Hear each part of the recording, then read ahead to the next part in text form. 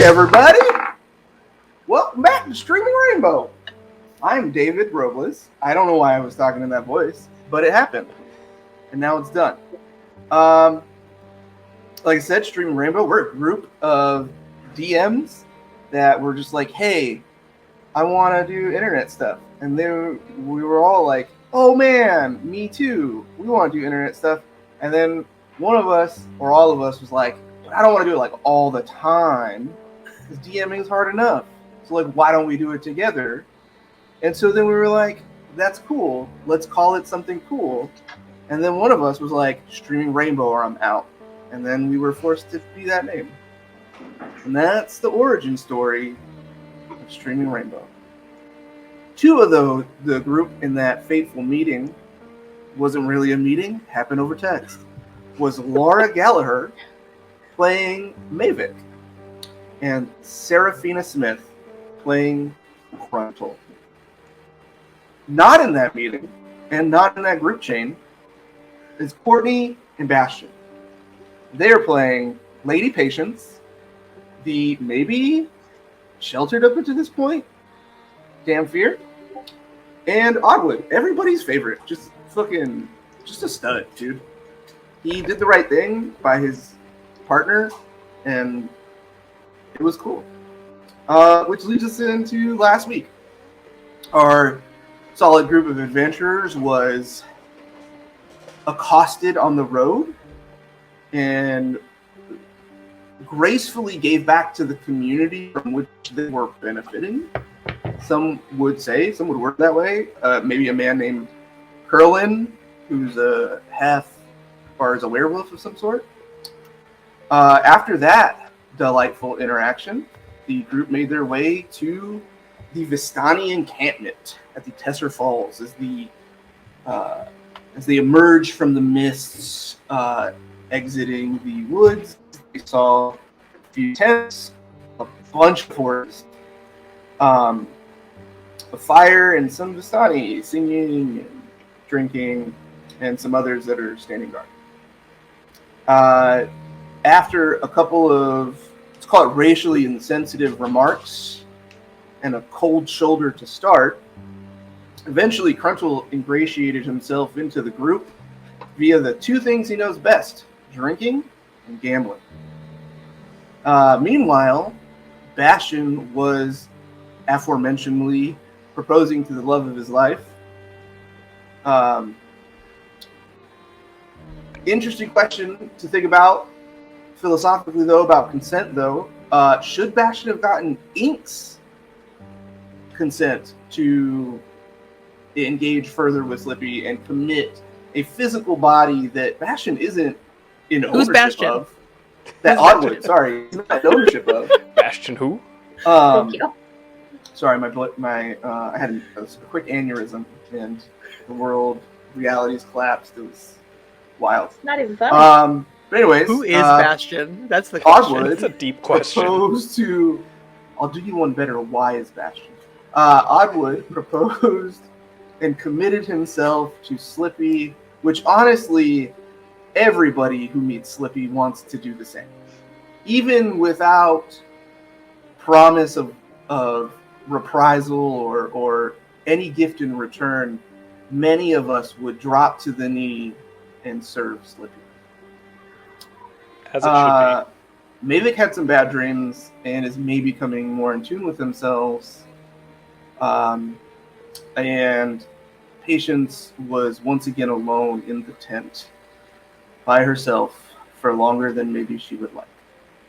And that's where we'll pick up. Patience. Give me 1 second, actually. I need to do one roll. Uh-oh. Uh-oh, Spaghetti-O. Okay. Here. Let me make sure. Yeah, looks good. Okay. Patience, Nothing changed in the interim. Nothing. Patience, you feel like a light rustle on your shoulders, like a very, very gentle push. Yakova? It is Esmerelda. There. Lady Patience, Do you have a moment? It is, looks like if you had, well, roll a perception check. Gladly.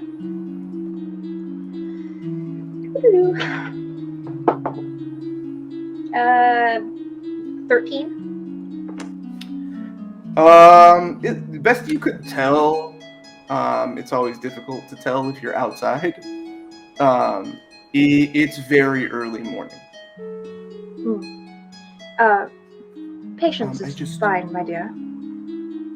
Oh, wonderful. I was just hoping if I could talk to you about something. Maybe we could take a walk in the morning light. Sure. Can I do an insight check? Yeah, do it. Thank you. That's better. That's a 23. What are you trying to see? Are you just trying to see if they're gonna hurt you? Do you want to see what do you look at? 23 is pretty high. General intention, and if I don't know Esmerelda very well, but if this is on brand for character. Yeah, so you don't know Esmeralda very well. Esmeralda was one of the acrobat carnies, but the less definitely not on the level of Oddwood and Slippy, who were sort of the main attraction. They were just the ones who she dressed up in like a bit of a sexy outfit, right, and kind of like rolled in with maybe like a group of other dancers and acrobats, and they kind of like they were the magic while the stage was being moved or different things like that, right? And you knew her around the camp as just one of the other performers. She doesn't seem to the best. With a 23 is pretty good. With little interaction you had, because that wasn't really your area. She seems fine. Seems normal. She if anything, maybe she seems like a little nervous. She has a very big air about her. A lot of confidence usually, and she seems a little unsure. As far as motive, you see someone who is judging you just as much as you are, or judging is maybe not the right word, is looking to see your motive just as much as you are looking to see theirs. Wonderful. Yes, by all means, I'll follow suit. I think, we could just take a look. You guys walk out. She gives a wave to the Vistani guards. Roll another perception check really quick.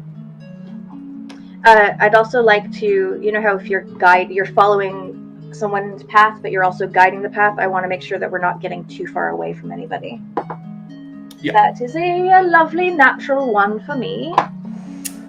You hear like something, and then Esmeralda says, "Not in your wildest dreams," and throws up a middle finger to the guards that were at the edge of camp, and they laugh. You're like 15 or 20 feet from them, that's about how far you stay, right? As you walk, the mist kind of opens for Esmeralda, but she doesn't take you so far. Like, it never envelops you on the other side. You're in clear view. Just forgive me. I wanted to make sure we're not overheard. Being Vistani does come with some gifts, and she just kind of gestures to the mists. It is a fascinating skill. Skill. I'm not sure that's quite it. But it is fascinating nonetheless. Patience, I know we don't know each other well, but of your group, I do know Slippy a little better, but I don't know where they are. I'm going to assume they're safe, because that's what we have to do in Barovia. assume the best until you are apprised of the worst. But no, I have to head out.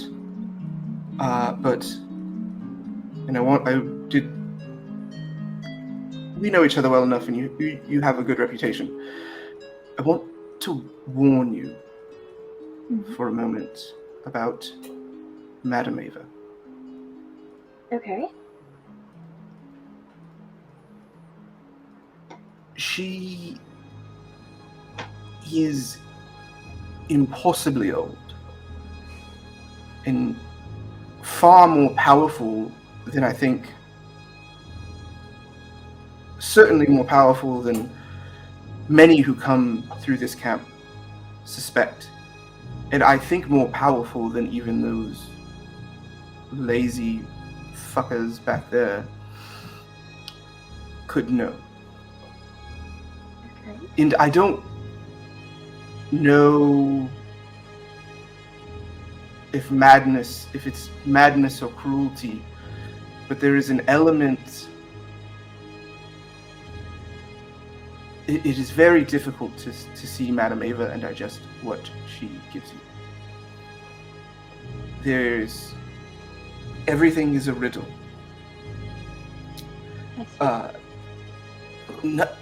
Nothing is what it seems, but I've never known her to tell a lie, if that makes sense. I am familiar with the type of individual that speaks in such ways. Okay. Yes,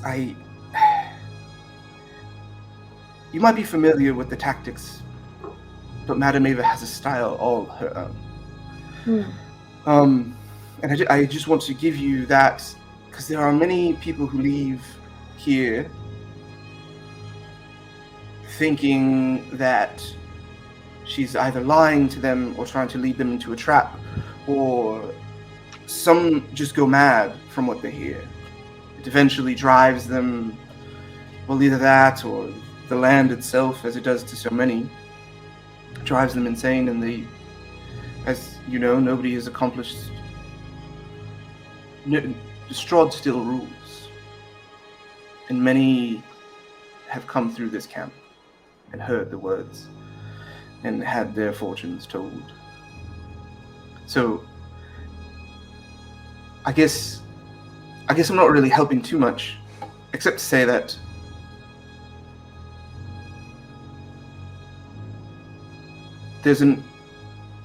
don't disbelieve it because it doesn't seem true. And also, I guess it's very contradictory, and there's no really other way to say it, but sometimes you're going to have to trust your instinct, and other times you're going to have to fight that. I understand. Esmerelda, thank you for this kindness. I know that perhaps my company is not the most welcome of sights for many people. I greatly appreciate you taking the time to bring up your concerns, warnings. I will take them to heart. Are you... Patience, I am... Oh, go ahead. I was just going to inquire where you're off to. A lady never tells. What is a woman but a collection of secrets? For they are her sharpest sword and her most staunch defense, don't you think? It is few and far between that understand the wisdom of that very thing. Well, you are welcome to your secrets. Glad I met a fellow traveler who understands that. And she gives you a smile, a very wry smile.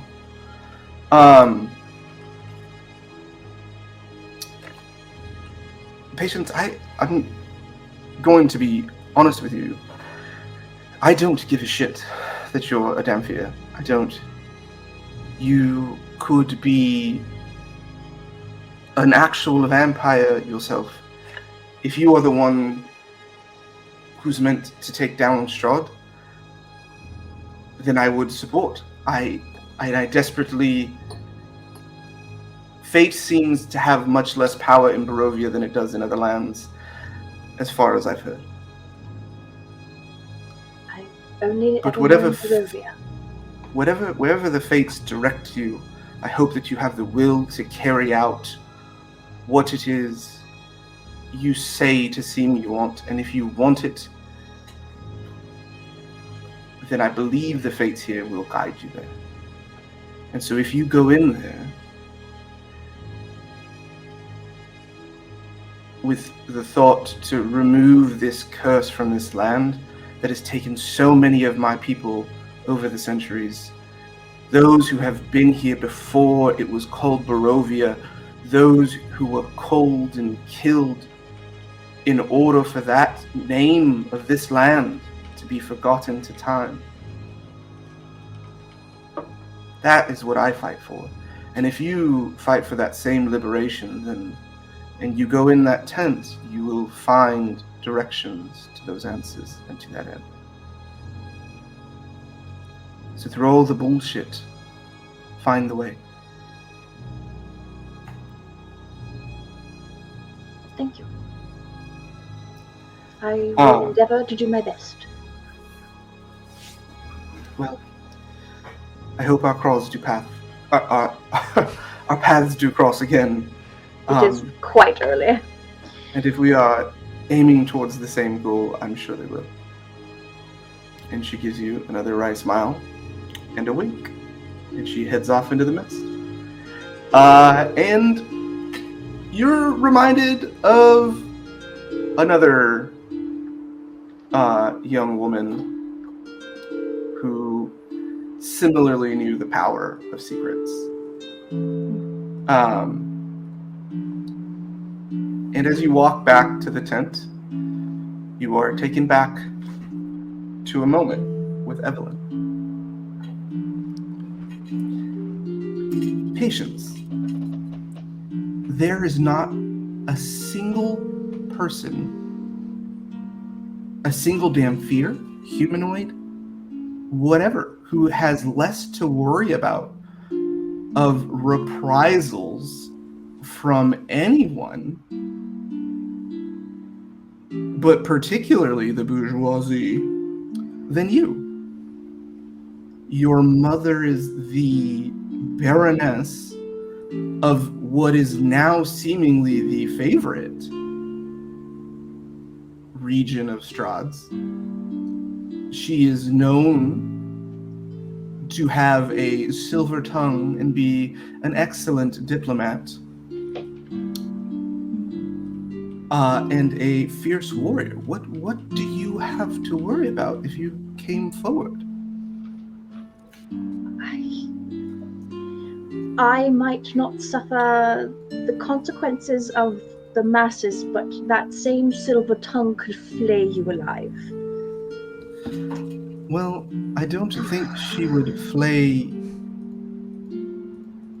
Oh, you mean me? Oh, you meant the literal me, not the universal. Why? I feel like my tongue might save me if... I was not... she's anything like her daughter. Oh, darling. We could have a serious conversation, or we could... No, we're going to continue having the serious conversation. We could always take a break and come back, circle around back to it. No, okay. Moment. And she drinks her tea. God, you are impossible. Copying and teasingly speaking in your tone, your accent. You know, I perhaps am a bit too cautious in regards to reputation. I would love not to be there. I think you have it in you, and you just need to find it. You deserve... look at what you've been able to do. Why should you not take credit for being... Do you want to keep traveling in taverns and meeting other beautiful wenches and barmaids? Is that what it is? Have I given you a taste that you can never return from? Mon Soleil, you have given me far more than I will ever be able to repay you for. My writing, I've come to learn that there are moments where people who have, I hate to say it, it's not mine, but I do benefit from it. People who have a certain power, when they choose to use this in a manner for, God's caste systems are horrible. When they use it to voice an opinion in benefit of those beneath them, that felt wrong. It is often seen as a mockery. My voice should not be one that speaks for the people who are the most deserving of it. This way, with anonymity, it offers them the glimpse of someone who is willing to listen, offer a voice, and is coming, hopefully, depending on the perspective, from a place of empathy, compassion. I don't want anything that I've ever written to be seen as a ploy in any political matter. It is truly just meant to help. And I don't think I could provide that as Lady Patience Belgrave. Unfortunately. Evelyn has her back turned to you at this point. She's pouring some tea at the counter. And you're at your you have like a little traveling, like not travelers, like a small desk that is like somewhere between the common space and the kitchen. And she turns around and has a look on her face as she's bringing you your tea. And go ahead and give me an insight check to see this look on her face. 15. You see the thing that made you fall in love with Evelyn, which is a wisdom beyond her years, a perceptiveness, an ability to see beyond what is in front of her in a way that no one of her, as you just previously used, no one in her cast you had previously experienced or met had a similar, no lowborn people, right? You've known have had the same amount of sharpness, the same amount of insight that was usually, in your experience, taught.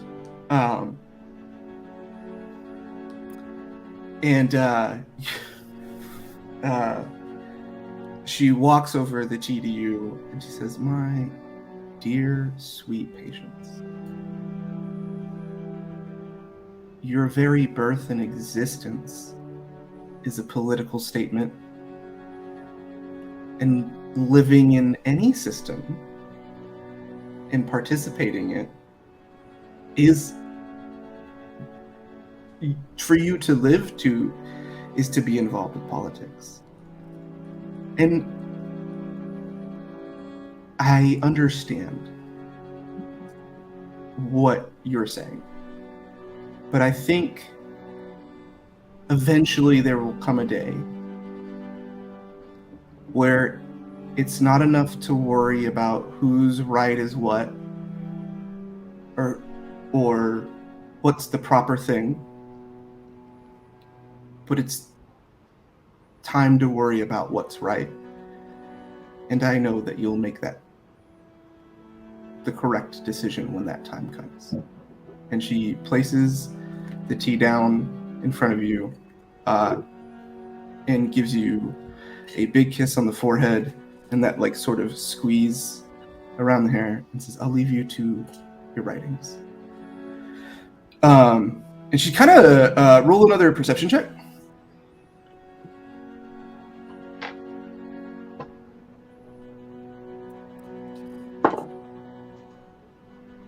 15 again.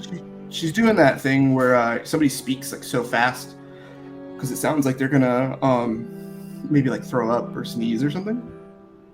And as she walks into the other room, you hear a violent coughing fit. Are you all right, my dear? Yeah. Oh, ever since you made me start drinking tea, it just doesn't. It's not. It's wet. I'll get up and go follow her into the next room. She is clutching the dresser that you guys share, and there's a blood-stained rag in her hand. Shall we go to the healer to find the cleric? I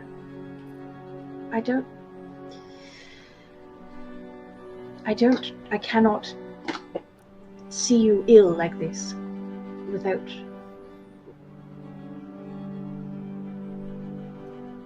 Please let me help you.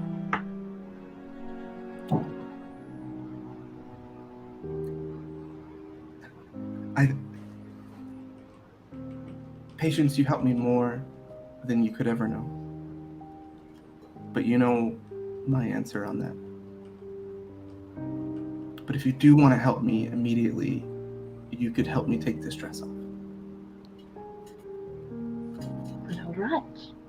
And we will fade to black, and you arrive back in the tent. It's still pretty early, but it looks like Esmerelda came at a pretty good time, because I think at this time Oddwood and Slippy arrive back at the tent. Hello. Oh, good morning. Good morning. You out for a morning jaunt? A little bit of a conversation with Esmerelda, actually. It was... Oh, I was hoping to check in with her. I believe that she's made her way out of the camp for now. Oh. Well, that's a bummer. How was your evening? We hadn't seen you back at the tent, either of you. It was quite lovely. Slippy flashes a color of red for just a second, and she says, wait a second, you as you said Esmerelda left? Yes, I believe so. I was hoping to talk to her. Well, It wasn't that long ago. But the mists are going to be up now. yes. She might as well be 100 miles away. She very well could be. I could always try and send a message if she's within a certain range. I could maybe call her back. Yeah, if you wouldn't mind that. Yeah, absolutely. I'll step outside the tent and look in the direction that I left Esmeralda in. No And target is found. Well, But you hear in your deepest, darkest corner of your mind a very familiar, sexy voice of a tiny, Spanish-looking man saying, "Hello, dear. Have you taken my offer into consideration?"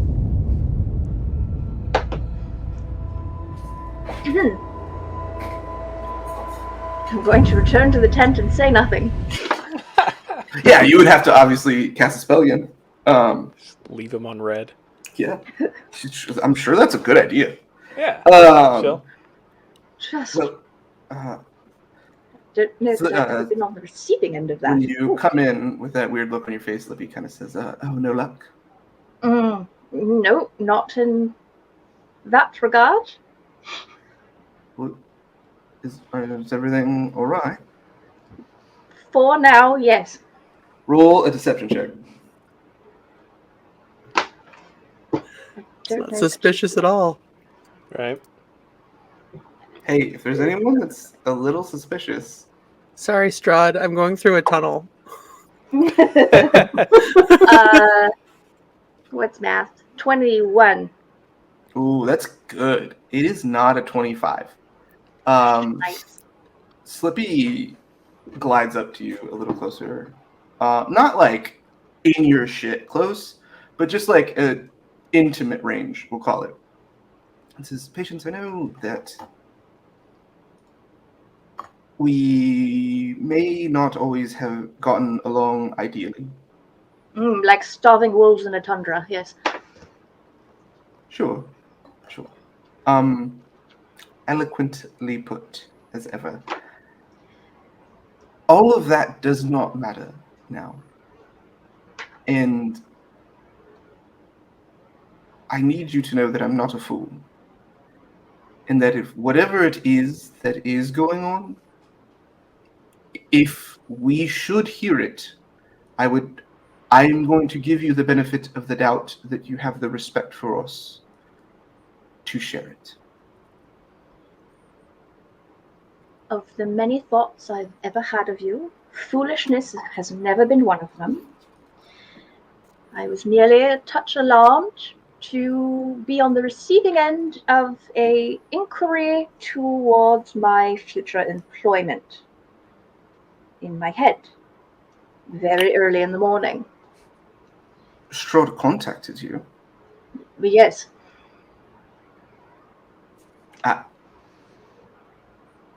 Out of the blue?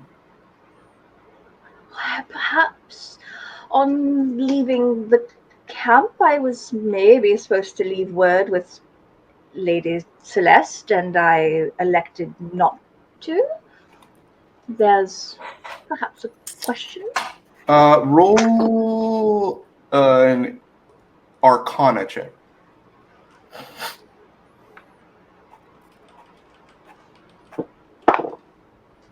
14.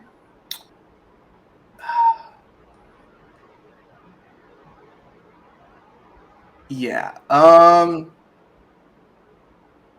Maybe it was out of the blue. But maybe it was that you cast a spell into the mist?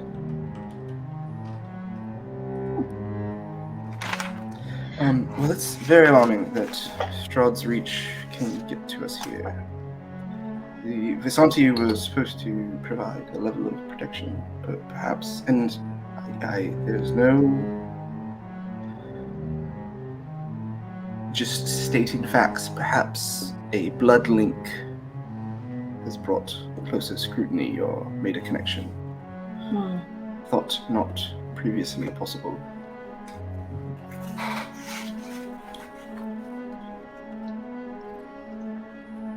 All things to consider.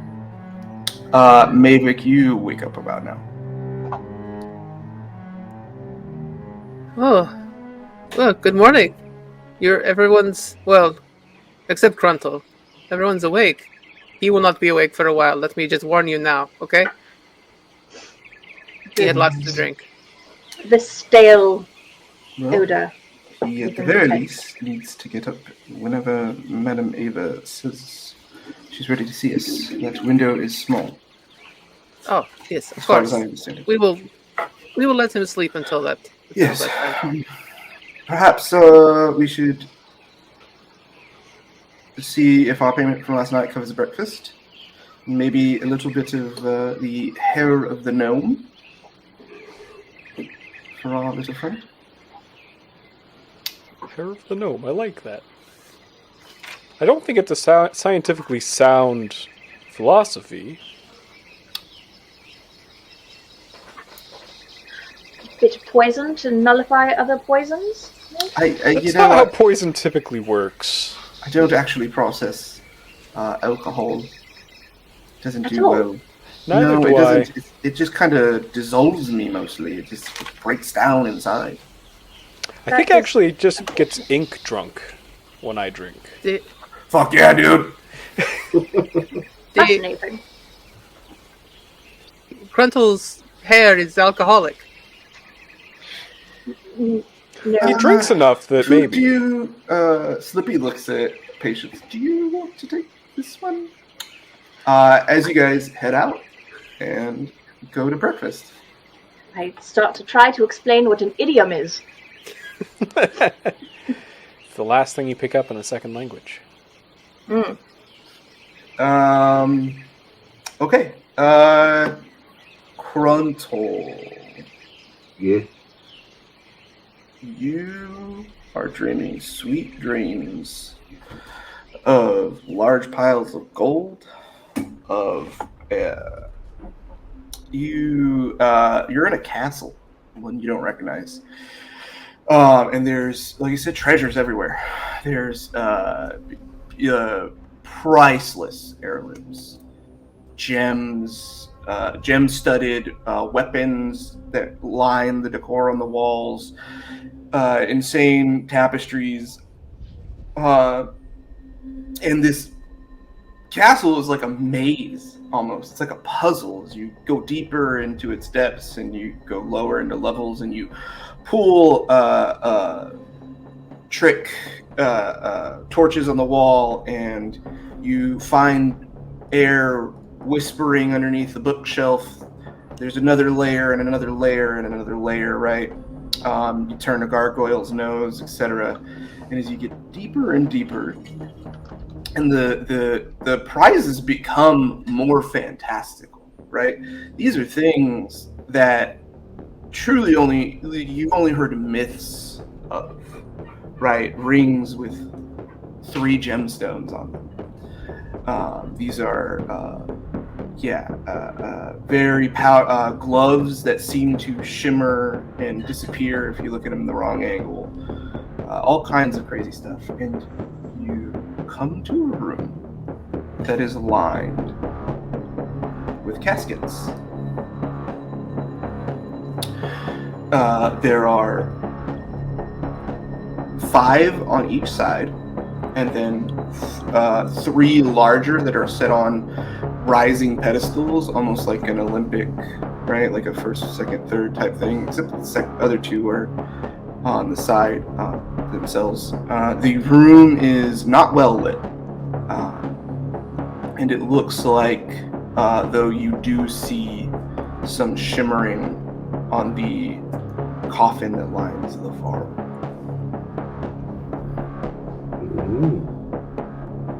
Well, that's what I need to go towards, obviously. That's where this whole dream is pointing me to. Yeah, and you get to this coffin, and there's a big seal that looks like it's made of ruby. It's almost as if somebody was able to pour stone. This seal, this crest, is so intricate, but is in fact made of what feels like hard stone. What looks like to your well-traveled eyes, rubies. Like one big ruby cut into this very intricate design. And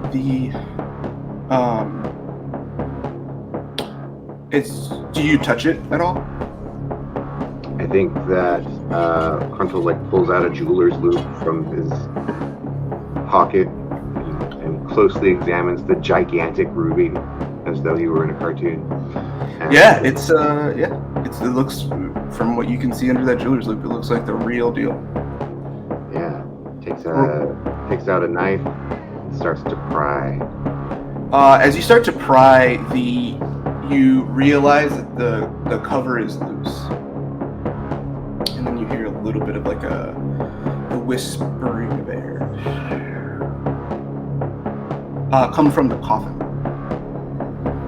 From the coffin that I'm prying the ruby off of. Yes. Instead of the ruby moving, you're realizing that the top is not securely to the coffin, and you just kind of moved it a little bit. Oh, I see. Oops. That's not very respectful of me. Excuse me, Mr. Dead Person. Let me put that back. As soon as your hands are on the side, another hand reaches out and grabs your wrist. And then you wake up. And it's the gang with breakfast for you. Oh, hello. Good morning. Apparently you've made a friend cat. It's the the best. Slippy says, did you win that cat in your gambling last night? No, just came to me and cuddled up. It was nice. Very nice. Yeah, I noticed you weren't cuddled around your usual bag of gold. Well, I like cuddly animals more than gold. But you can't collect cuddly animals because they run away. That's true, I guess. Okay. Are you doing okay? Do you need anything? I just need some of that breakfast. Fortunately, a good friend of mine cast a spell on me, so I don't have a hangover. Yeah, you definitely don't have. You don't have any like stomach sickness, and you don't have any. You don't have like a headache. But you are super thirsty. You're very hungry, and you're obviously like just a little groggy. We'll call it. Mm-hmm. A little foggy. And with that in mind, if you could roll a perception check at disadvantage for me. Certainly.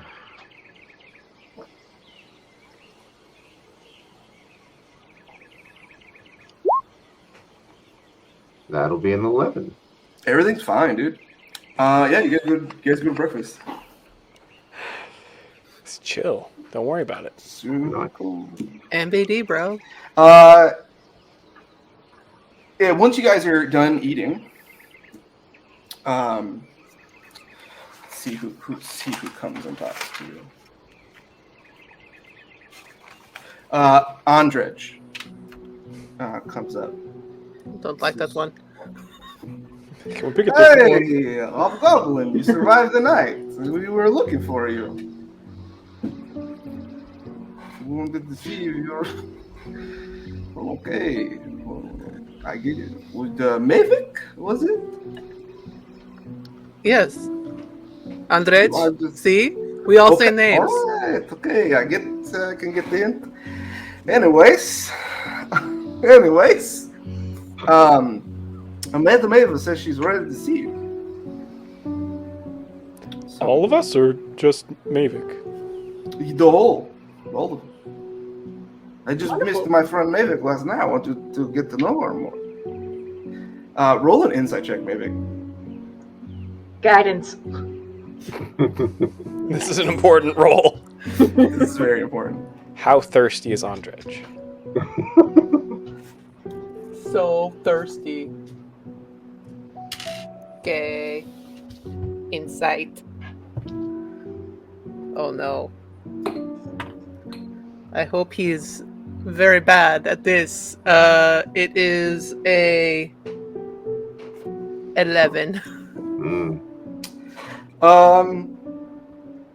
You don't know what's going on, but it's weird. This guy's fucking weird. Everybody else can roll a perception check now. I don't get it. Perception or insight? But either one. You say you're not very friendly. If you want to run an insight, you can run an insight. I think that's actually the right call. I got it. Guidance. One. Oh, you got another one? A nat 1 This perception. campaign. What? 17. Gruntle, no. Yeah. Did you give me another double guidance? whammy? I gave myself guidance. No, this will count. Guidance. You can roll guidance again because this counts as your roll. I gave you the wrong roll to roll. Ooh, nice. Okay. Do double nat ones? All right. Yeah. 18. 18. Oh, this dude is not a malignant racist. He's got a weird fetish.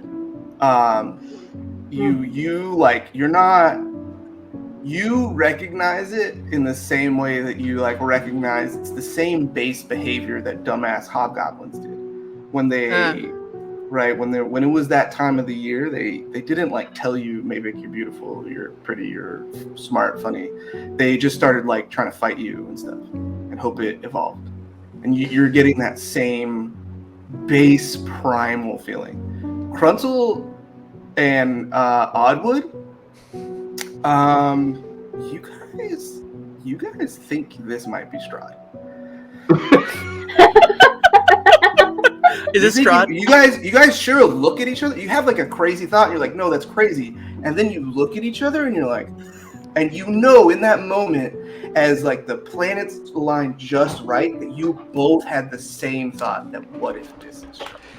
Are you my Strahd? Patience said Strahd spoke to her. That means Strahd has to be here. This could be Strahd. Strahd could look like anyone he wants.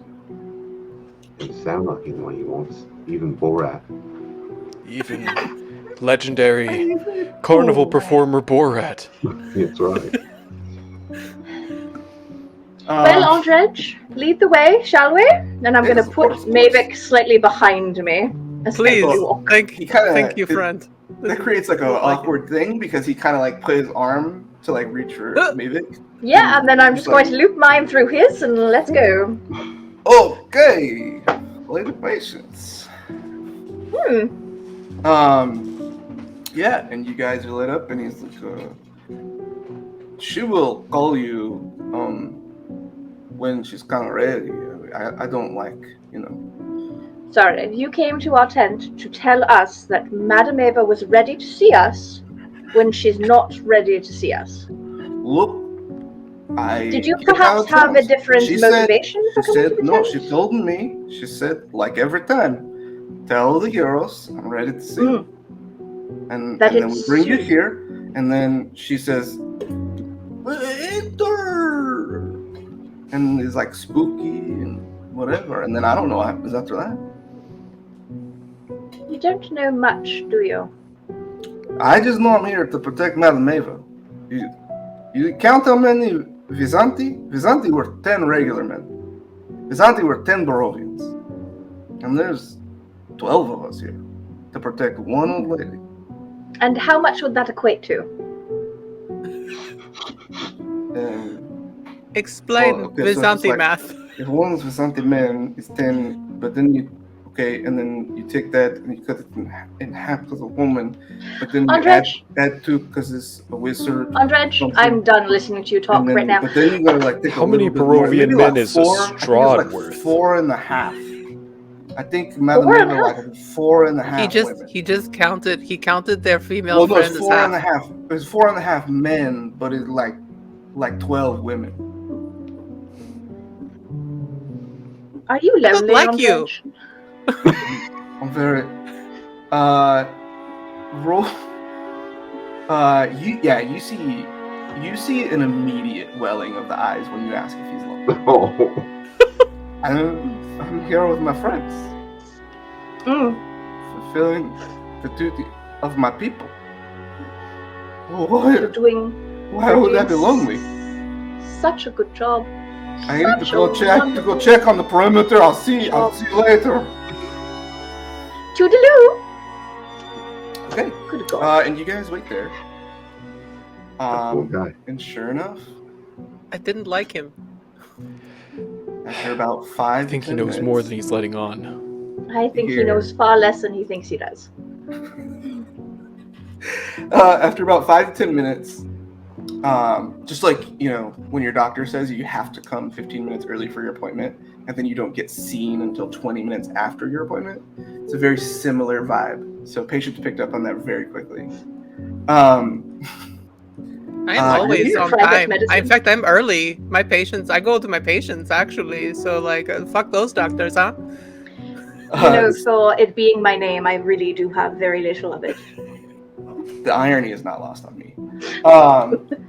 You hear a very croaky voice saying, "Come in!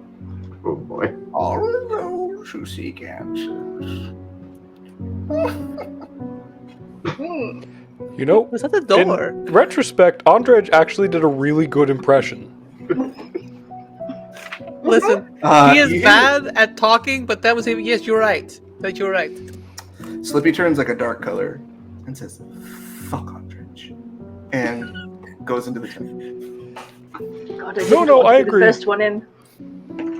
I too want to kill Adrej.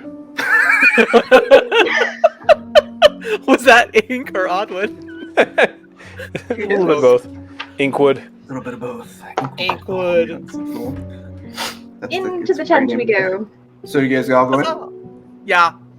All right. Yeah, you see where Patience's tent would could be described as like neo-Gothic maximalist, right? There's kind of like a bunch of stuff, a lot of stuff everywhere. This is like sort of the stripped down version. This is a minimalist version of that, right? Where there's, instead of like multiple like chaise lounge chairs and like comfortable whatever, the room is almost divided where the table, which has a glass ball from which you see the upside down head of an elderly woman with completely shock white hair, who stands at a super normal 5'3", you would guess, with dark eyes, shock white hair, and it's like everything you've ever heard, right? This is a very, very old woman, and she's wearing like a Stevie Nicks style shawl with a very simple like peasant dress. Behind her are all kinds of little, like on one side it seems to be the alchemy part, right? And again, there's no like flair, there's no pageantry about this. There's just a bunch of weird shit in jars, and then other stuff that just looks like paste or looks like dust or looks like whatever, and it looks like there's some sort of organizing system. On the other side, you see magic elements of different things, different things that you know are used for those that practice magic, magical components, style stuff, a couple rings, and that's it. And then on the table, you see 2 stacks of cards. The crystal ball that, like I said, you can see this upside down reflection of this woman through, and a table covered in velvet, and 6 chairs, 6 wooden stools, not chairs, 6 short wooden stools are on the other side of it. There's an extra stool. Does your partner not sit? Well, she doesn't take up 2 stools. There's 5 of us. It's for the spirits, my dear. Let's sit. Oh, did you not have another traveler with you? I was told 6. Esmerelda? She left. Interesting. So, what does a fraud, an orphan, a beast, an abomination, and a booger need from me? So, what did you call me? I don't know. Which one do you think you are? Patience is doing her best to stifle a laugh. Perplexed. Befuddled. Are you alive or alone? Because you don't look like a booger. It's a booger. Slippy is a storm of purple and red underneath their armor. Madame Eva, what an absolute pleasure to finally have the opportunity to meet you. And what's your name? Are you going to tell me the real one, or are you going to tell me your pen name? Well, which would you prefer? The truth, always, dear. Well, I am Patience Belgrave. Is that who you are?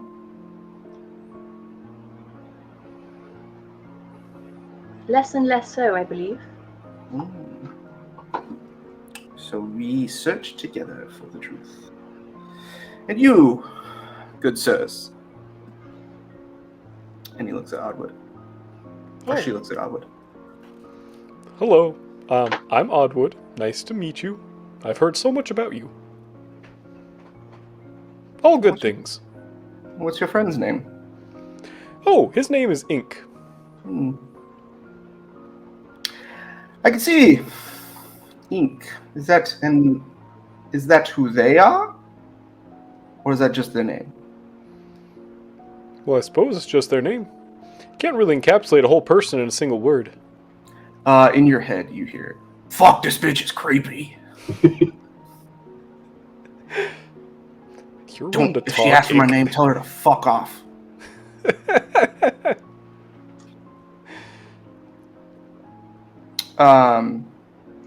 Well, maybe that's why we didn't need to escape. And you, good sir, are you maybe the orphan, maybe the beast? Probably not an abomination. Seem like a normal, deep gnome to me. I'm Contul. It's pronounced with an ontul. Ah, I see. And what brings you here, Cruntle? I believe we were going to get our fortunes read, miss. If that's all right with you. If you just wanted your fortunes read, why didn't you turn to your friend Patience? Because you are special and grand. Oh, I'm special. That's what I hear. Thank you for saying that. I haven't had a man tell me that in many years. Maybe later we can have a couple rounds around the fire. Oh, that sounds rather nice. I like rounds. I like squares. I like a lot of things. Yeah, hopefully you don't lose as much tonight as you did last night, huh? Oh, it wasn't that much, was it? I haven't looked, actually. And you, milady? Who are you? I am Mavic. I might be the beast. I am, as your guards so freely remind me, a hobgoblin. Yes. Well, I don't know anything about that. I don't really like to talk to them. But I know one of them is like into a lot of weird stuff. It's like a lot of lack of consent and just boundary pushing and just like. I learned about consent. Gross. You have to ask permission to touch. Yes, this is important. Yes, some of these men have been at this encampment far too long, and maybe the madness of the land is seeped into their brains. Or maybe they're just men and they're gross. Who knows? I don't know the difference. Humans are all very odd to me. Yes, but men are particularly Make a note.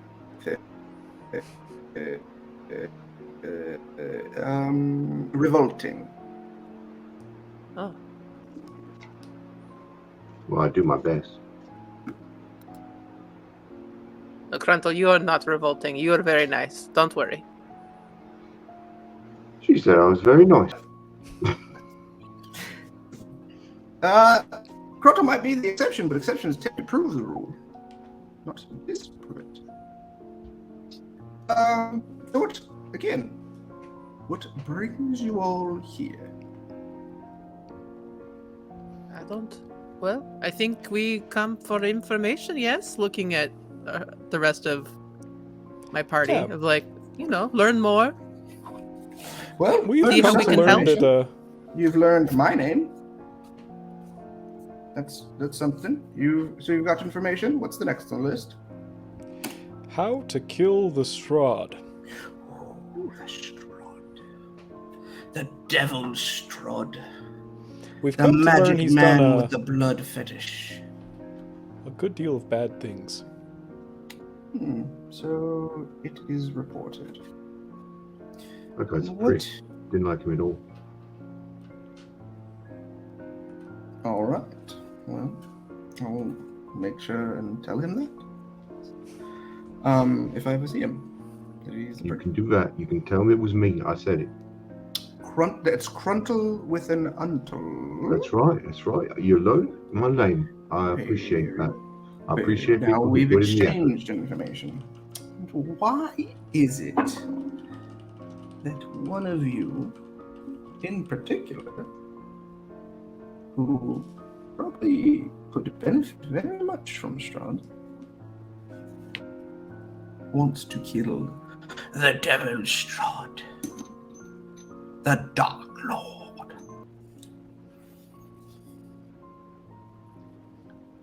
I'm looking for change. Dye your hair, girl. That's change. Go on a suicidal mission. I have very little left in this world to keep me here. Oh, Why you know not? what I always do when I want some change? I cut some bangs. No, that is a travesty. I think it would frame your face very well. I think you are perhaps beyond the limit when you needed your caffeine for today. Anyhow, Very clever. Being clever has been good for you.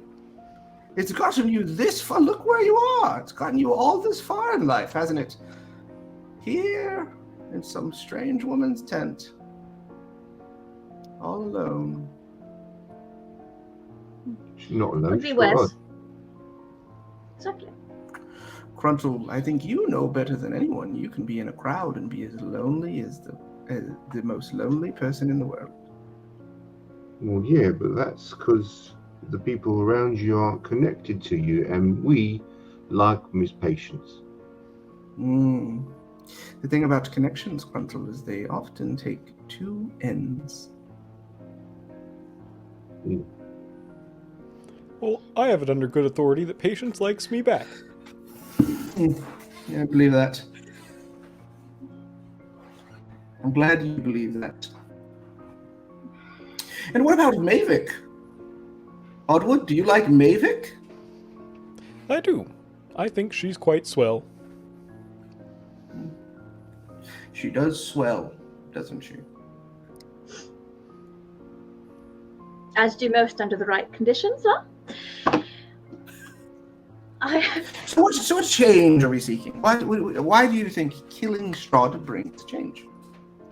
What am not. is it that killing Strahd accomplishes?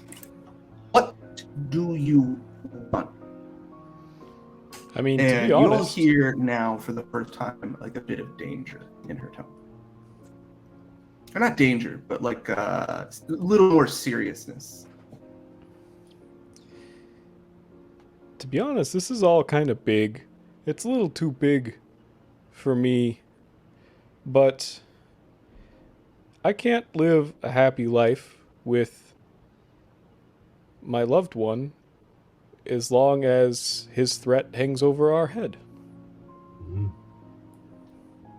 Slippy kind of grips your hand at this moment. There we go. Now that one is shared, can we all, once again, as I told you in the beginning, it is always truth I am after. So what is the truth of this matter? What is it you came in this tent to seek?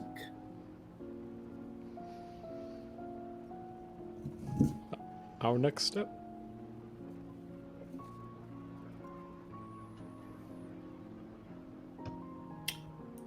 What about you, Cruntle? What does killing Strahd do for you? Well, you know, I just sort of feel like these people know where they're going. And right, I want to be with these people. And so I'm going along with them. And what they want is to take care of things and make Barovia a better place. So that's what I want too. You understand? I don't think I do. I'm not sure it's always worked out well for you to try and make places better. It doesn't matter that it didn't work in the past because I've got spunk and I can make it work right now.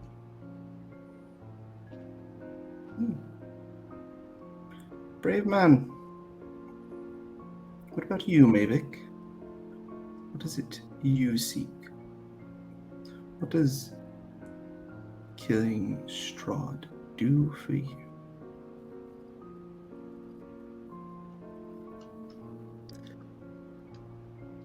I do not have the words in this language to explain. But it is my goal to bring healing back to Barovia. Mm-hmm. And I believe that the one that leads this land is a wound that needs to be closed.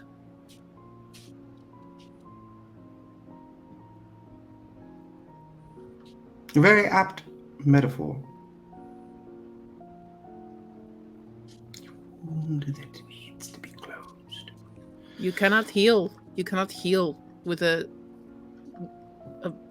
bleeding wound. You must take care of the wound first. You guys hear that? Don't get hurt in battle where you need this one to help you. She's gonna wait till it's treated. Bleed out. What if I told you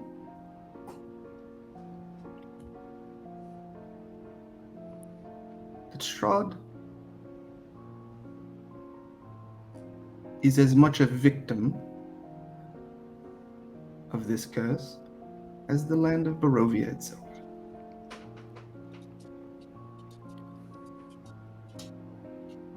I would not be surprised. You all sit here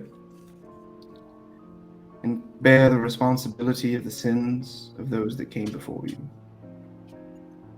The sins of the father of the duty of the son, right? Or daughter? Or ink monster thing? Person? Whatever. Child probably works best in that metaphor if Sure. you're trying to be all-inclusive. Yep. Well, I don't really care about inclusivity.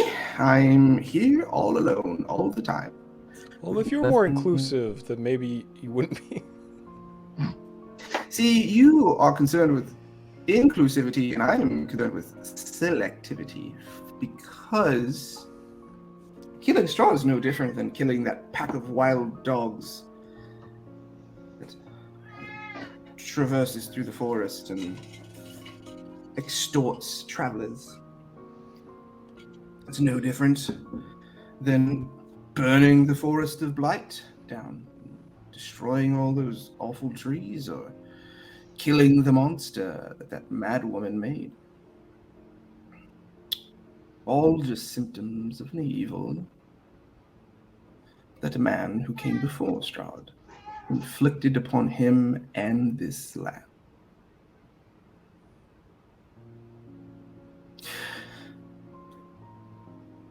It is important that whatever it is you seek is the thing that you truly want, and that you come ready at this table to see.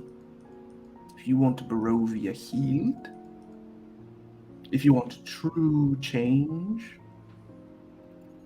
killing a man that's immortal and will just return accomplishes nothing.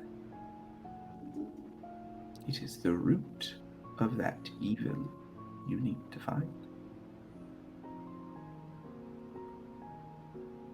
So again, I ask one last time, what is it you seek? For the cards will give you answers to that. And I cannot control what comes up based on what is the desire in your heart.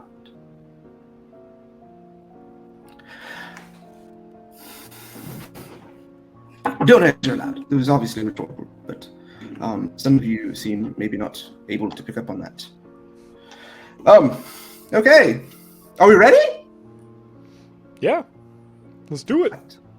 Never been more ready in my life. And you see... Ooh.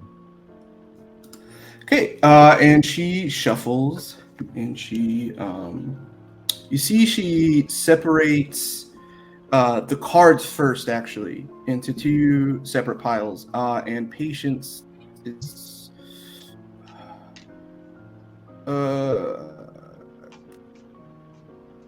Patience and Ogwood can roll a history check. Patience, you can roll this with advantage to see what she's doing. Are you kidding me? What is, dude? Ooh, that's a natural 20 for a total of. Good. It was a history check, you said? Yeah. Total of 22. She's separating the cards into stacks in a way that you're very familiar with. In the way that you, again, once again, are transported to a different memory of your father, Tomas, explaining. You see, my beautiful girl, these are the King Suite, which reveal different things than the face cards. And the way that you arrange them is you pull from the bottom. And as you are hearing that in your head, you are reminded, or you are brought back to the present moment of Lady Eva explaining that there are, give me 1 second, put out my cards.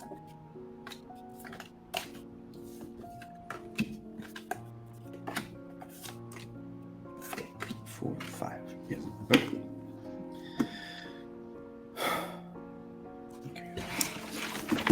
The first thing the cards will reveal to you is what I am always after: information and truth.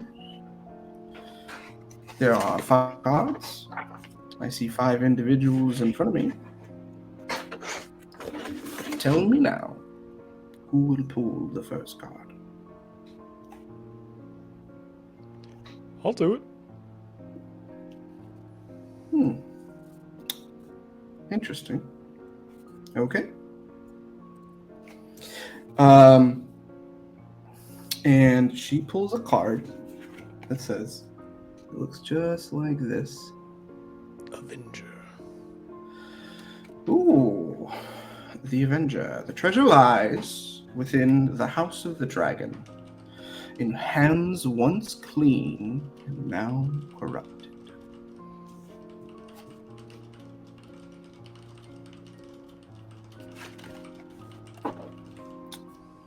Oddwood takes out like a little notepad and like furiously writes that down. Yeah, she seems to be taking a breath to like let that sink in. Whenever you're ready, whoever's next. The next you see is the heart of Barovia, necessary to cleanse the land of the evil.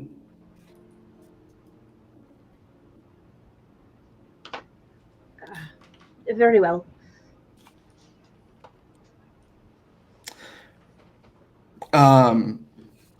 You pull a card that looks just like this, and she says, the necromancer.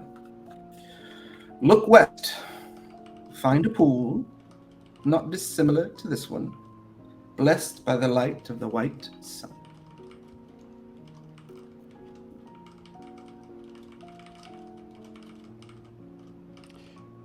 Was that look west or look wet? I just want to make sure I got the enunciation. Look west, my dear. Okay. I also heard look wet. I heard wet. It makes sense. I thought it was west, and then you talked about pools, and I thought maybe, pools, wet, kind of go together. Oh, on that note, everybody roll a perception check. Oh shit, he's gonna kill him. I don't know. I think She's that Strahd. on my second nat 1 of the session, I think she's Strahd. Strahd's leading us astray here. Just a 9. Okay, 8. Bastion with 13. 11. 11? Okay, Patience and Cruntle. Patience, you're just kind of wrapped up in your own. You got like the memory of Evelyn hanging around in there, and you're just really annoyed by the amount of truth that this woman may have said. Cruntle, you're just like, you're kind of over it a little bit. You just want to get on with the mission, and like you're tired of this old lady yammering. Bastion and Mavic, that is the reason Bastion? sorry, Oddwood and Mavic. You the reason that was so interesting to you, why that word hung up a little bit in your head, is that's about the third or fourth different accent this woman has spoken. It seems as though maybe there was a little more madness, or maybe deceit, but you definitely didn't roll high enough to see which in this woman than you previously thought. I think Strahd is lying to us. This is a trap. This is a trap.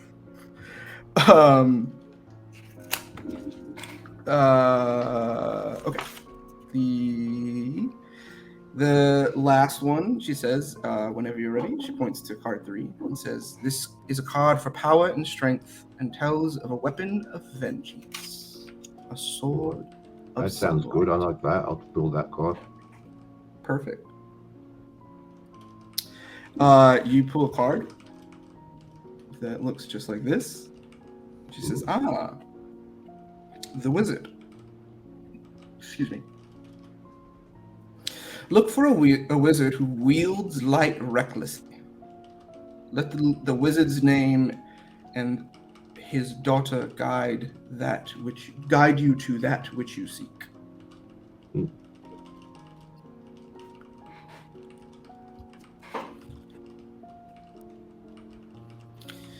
And then she says the last one. This is where you will find the source of the darkness. A link to the powers beyond mortality. This card will lead you to your goal. Mavic looks at Slippy. Mavic has been very quiet at this because, and if anybody looks, no roll needed. She's very suspicious, and also there's a lot going over her head because there's so much metaphor, and like she's just like, I don't trust any of this. But she looks at Slippy like, do you want to see like what you see in Slippy's eyes, or are you just looking to Slippy as in like, you take this? Okay. Yeah. Give me 1 second. Let me roll something of my own.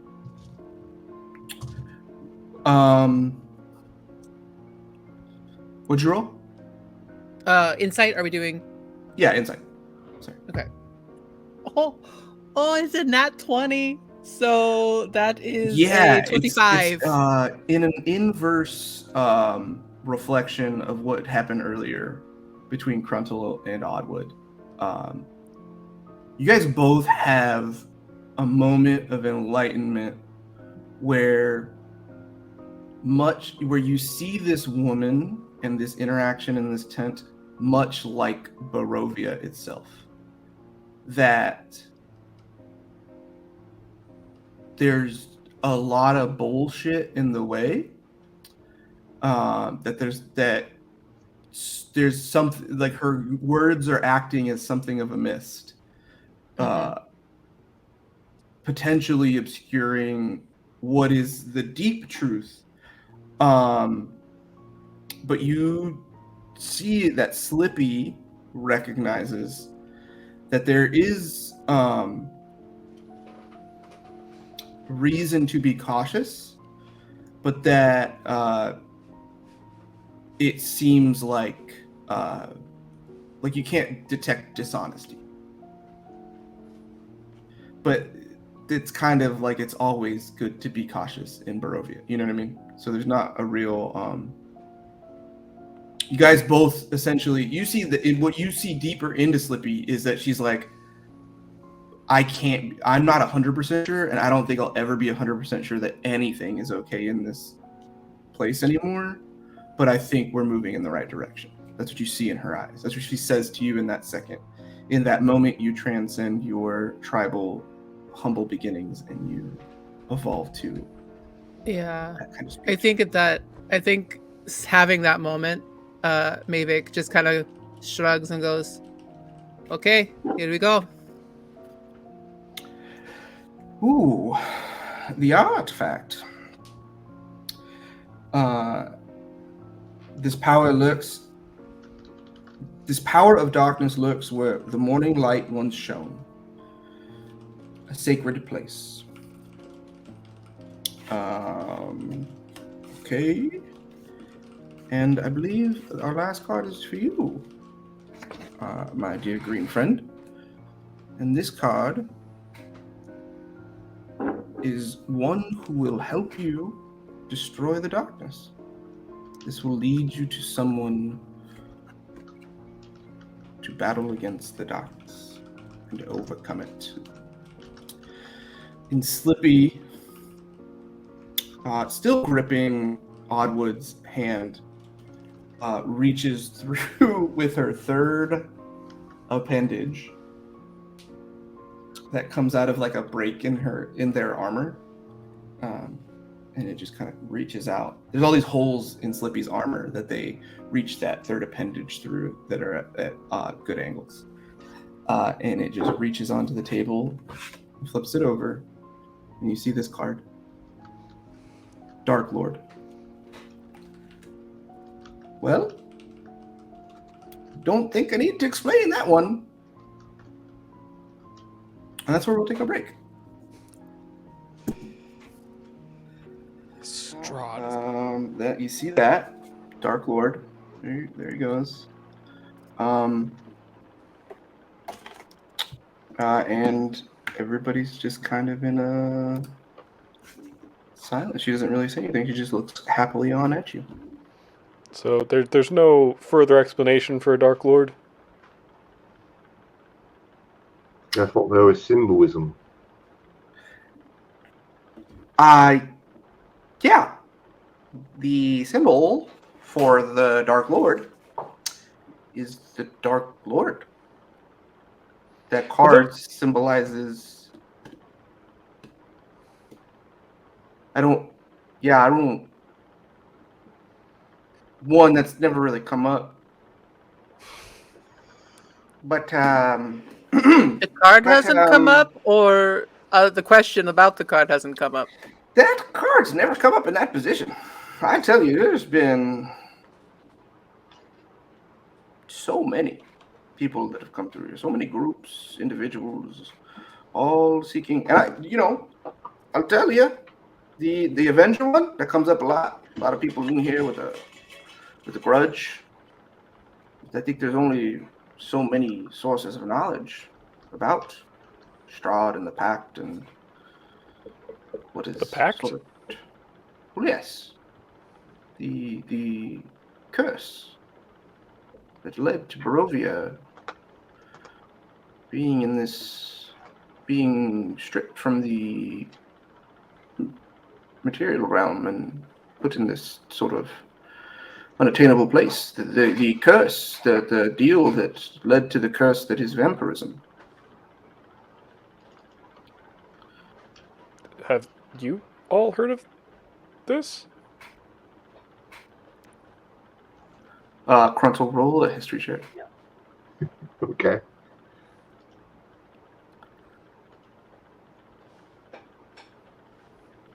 Guys, What, did you say 9? Yeah. You didn't see the word pact, but you kept seeing the word like deal, in relation to like Strahd's father, Mm-hmm. in the papers that you took.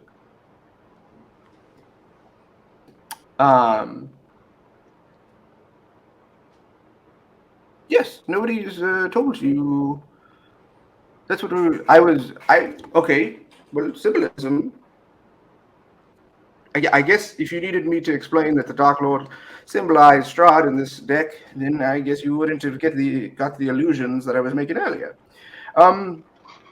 The duty of the son is to carry the sins of the father. It was Strahd's papa who sort of cursed us all. Oh. Yes, so very long ago, before my time. Strahd was Strahd's father was a well-known warlord powerful king and Strahd claimed Barovia in the name of his father. He renamed it after him. There's differing accounts, most lost to time. I've only heard oral reports, but somehow Strahd's father was trapped and cornered and made some sort of deal with outer planar entity, presumably a devil of some sort. And that deal essentially costed us all of this. It was triggered somehow, and Strahd and his descendants and his family have all been affected in a certain way, and the Visanti, who are the original stewards of this land, have been spared by many of the atrocities. Supposedly, differing accounts. Either they were there to broker the deal between Strahd and the outer plane entities. Others say that as victims of the blood curse, they were allowed to be spared because they had previously suffered having their land being invaded by foreigners and being sort of oppressed in the first place, and the devil was sought as some sort of righteous giggle, which is how we've been able to traverse these lands better than others.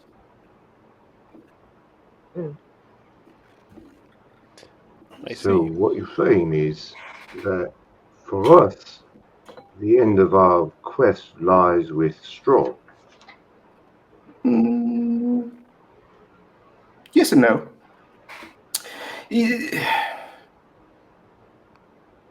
One, I'm not sure there is a way to fully destroy Strahd. Supposedly, in the book, in a collection of tomes that is in the House of the Dragon, has some answers, concrete.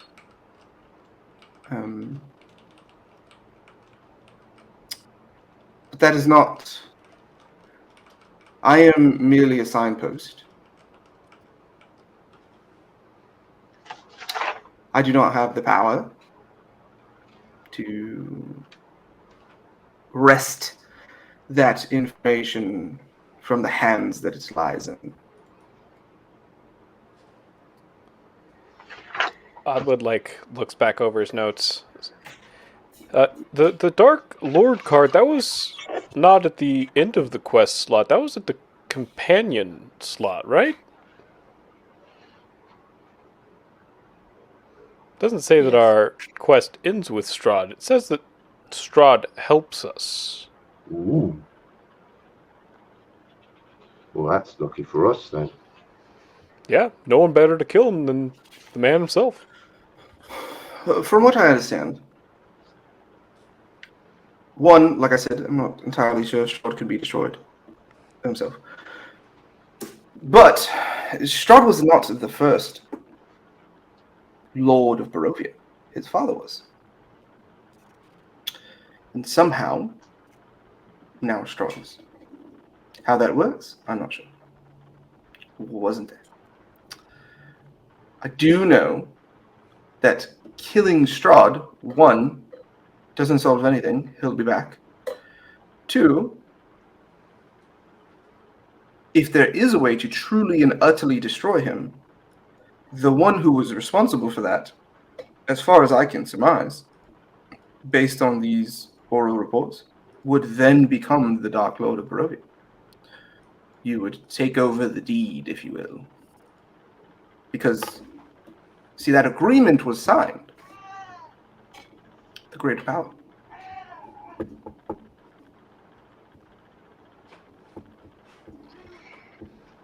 But if we take out this extraplanar demon god, no problem, right? Hmm. I want you to say that again one more time for yourself. So if we take Because I out this hear it this extraplanar time. demon god, no problem. Hmm. You hear ink. You feel ink in your head and in your body, like vibrating again. And this time it's not as like violent as like the last time you felt it, right? When Strahd was around. It's not Strahd. But there's just like a buzzing, like it's ink has always seemed to know more than you, and it seems like ink is digesting information right now. Doing okay in there, big guy? Shut the fuck up. Okay.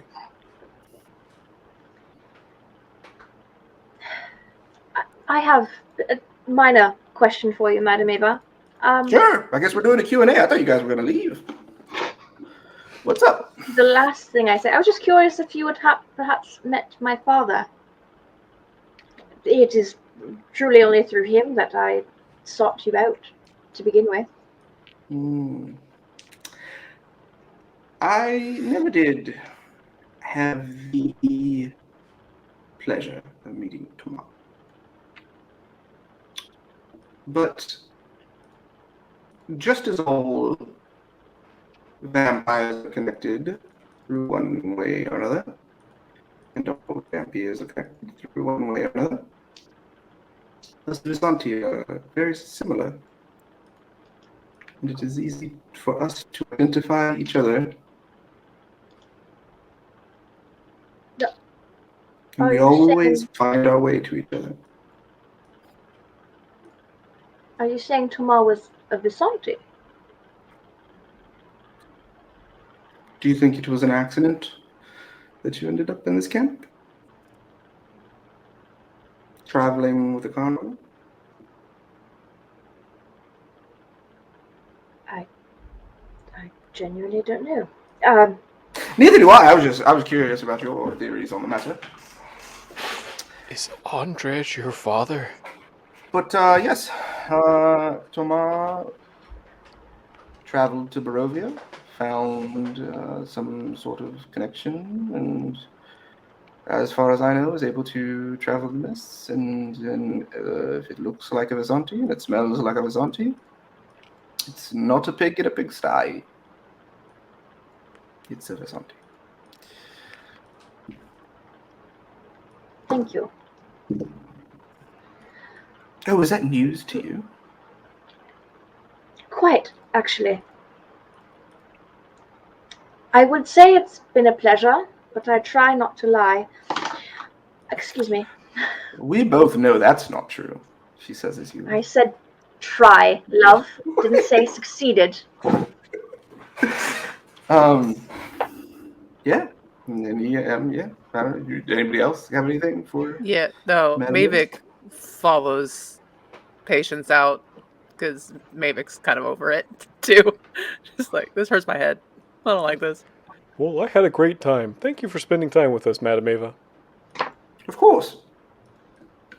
Give the Dark Lord my regards. And have Courtney. I'm still trying to figure out some of the stuff you said. But... yes. Most people do. I feel like maybe you called me a slur. Probably. I'll have to think about that. And he turns and goes.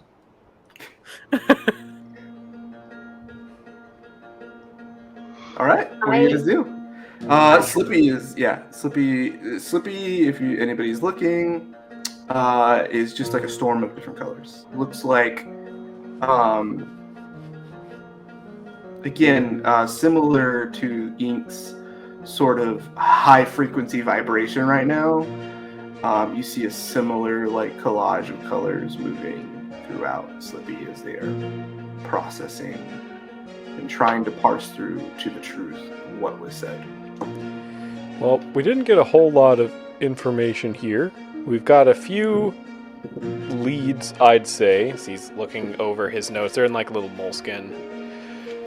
The treasure lies in the House of the Dragon. If y'all have seen any dragon houses, that seems like a possible lead. Look west is the clearest lead. Just keep going west. I think I misread something for the first one. It should have said, this card tells of history, knowledge of the ancients will help you better understand your enemies. I apologize for that.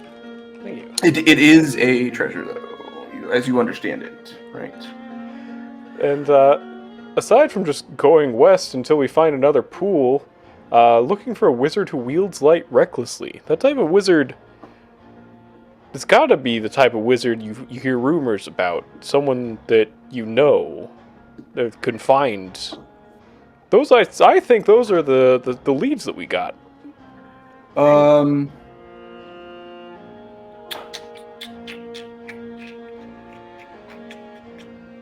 We did hear of a wizard quite recently, actually. Kirill mentioned he had a unhospitable neighbor. Mm-hmm. Oh. True, but wielded more silver than light. I would still like to get that silver. The other These wizard I wizards know had his each other. hands chopped off. Oh. I'm referring to Atticus in that. Oh. This is... I had blocked that trauma from my brain. Right. At this point, Adrej comes up. Actually, before that, really quick.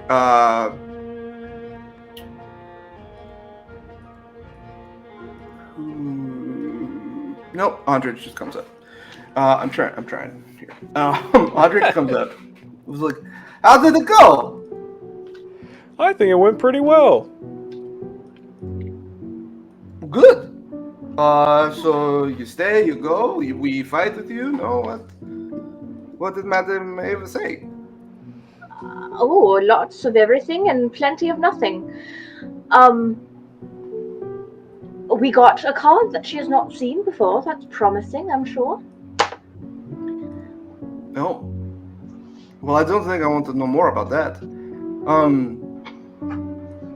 But did she tell you to go to the Dragon House?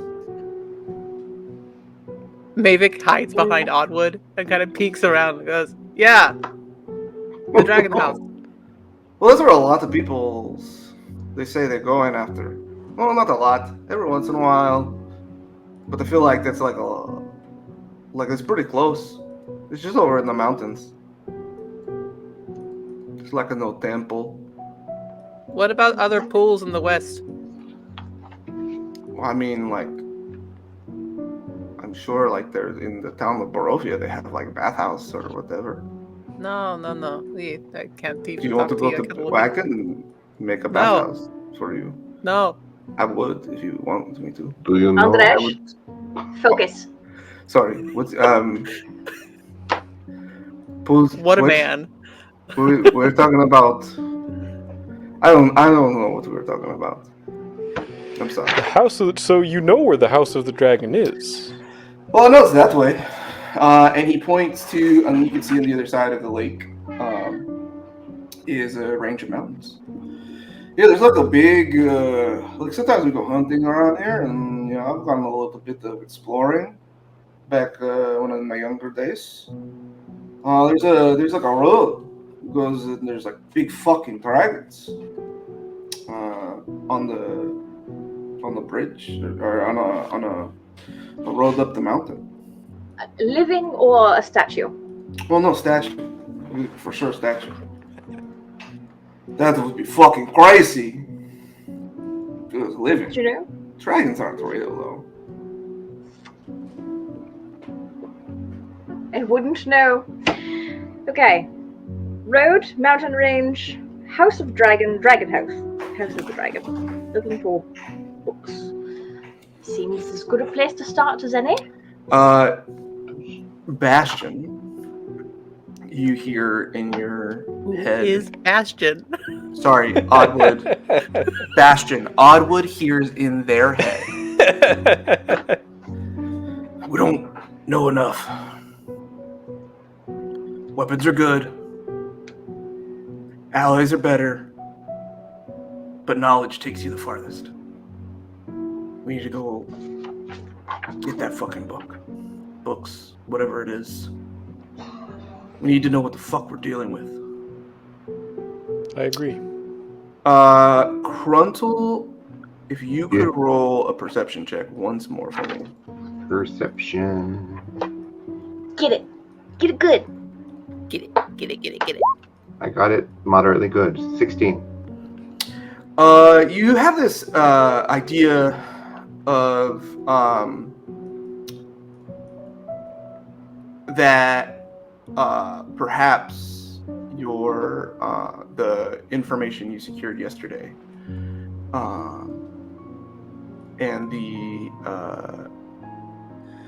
and the fact that some of it was in languages you don't know, this might be a good place to pull that out and share it with the group. All right. So Cruntle will reach into the pack and start pulling out letters. Look, I've got these things here. As you reach in, you pull out a single letter. A what? A single letter. Well, I thought I had these things here, but I only see one. Yeah, and it's a pack of holding. Yeah. So you reach in there and you keep thinking letters, documents, papers, right? And nothing else comes up. Well, what's the one that's left? It's sealed. Well, this isn't good. There's no seal on it. There's just a small thing of wax, it looks like. I don't care for this. It's like sticking my head in the bag. Like, where is it? There was more of this, I swear. One, you feel like you got the wind knocked out of you as soon as you stick your head in there. There's no oxygen in that compartment. And you see nothing but black, and your mind breaks a little bit. You take 2 psychic damage as Fair you enough. look into a void. But yeah, there's nothing in there. Cruntle, if you don't mind, are you all right? I think I need to throw up a little bit, but I'm okay. I mean, you did Just drink got this quite a note. lot. Someone gave me a note instead of the notes I had, and I don't think that's good, so I'm going to open it. Hold on. Is there a crest on the wax seal? No, it's just plain. Very well. All right. I open up the note and see who has stolen my notes and written me a note. It just says, "Hello there. I'm sorry it had to happen this way. You seem like a nice enough guy, but we need this way more than you do." And then it's just signed E.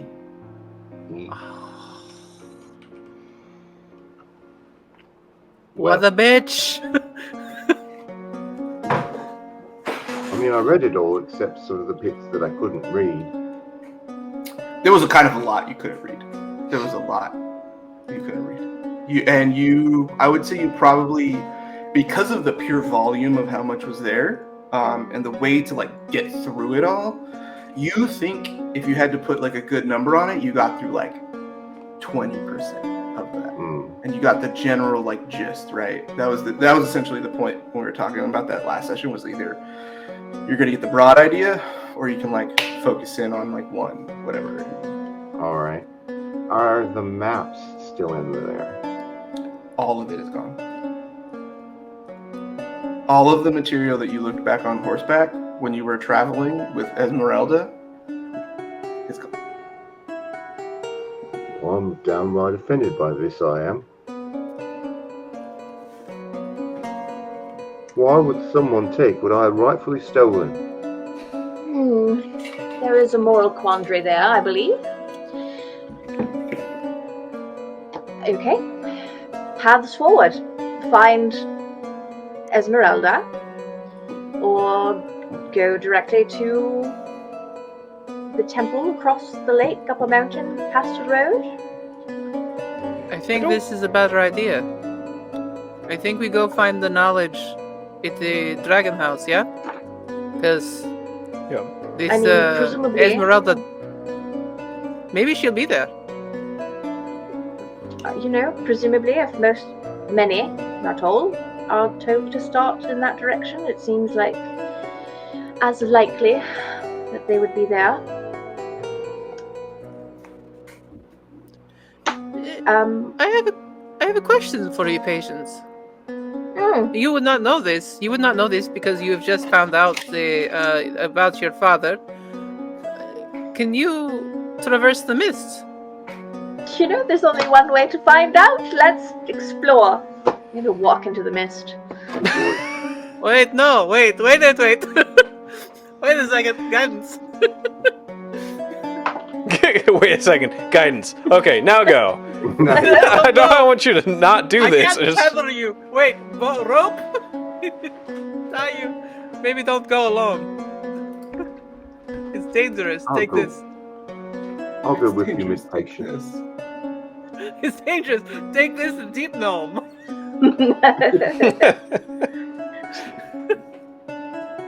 I'll walk up to the edge of the mist and stick my hand in there.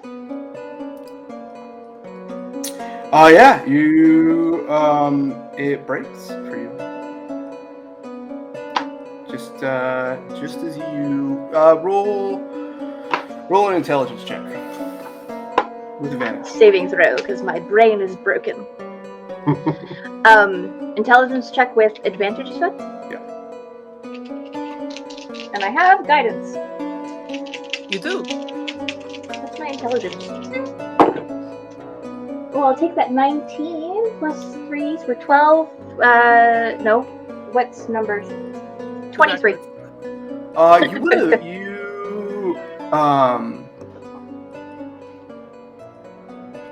You didn't put it together that night because you were very upset. You didn't put it together this morning because perhaps Esmerelda put you on uneven footing. But neither the night that you rode home and then rode at night back to the camp at night, nor this morning did the mists envelop you and spit you out. You rode through them. And they seemed to move for you.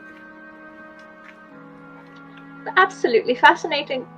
Everything is just so miraculously changing constantly. And walk back to the group. I can apparently...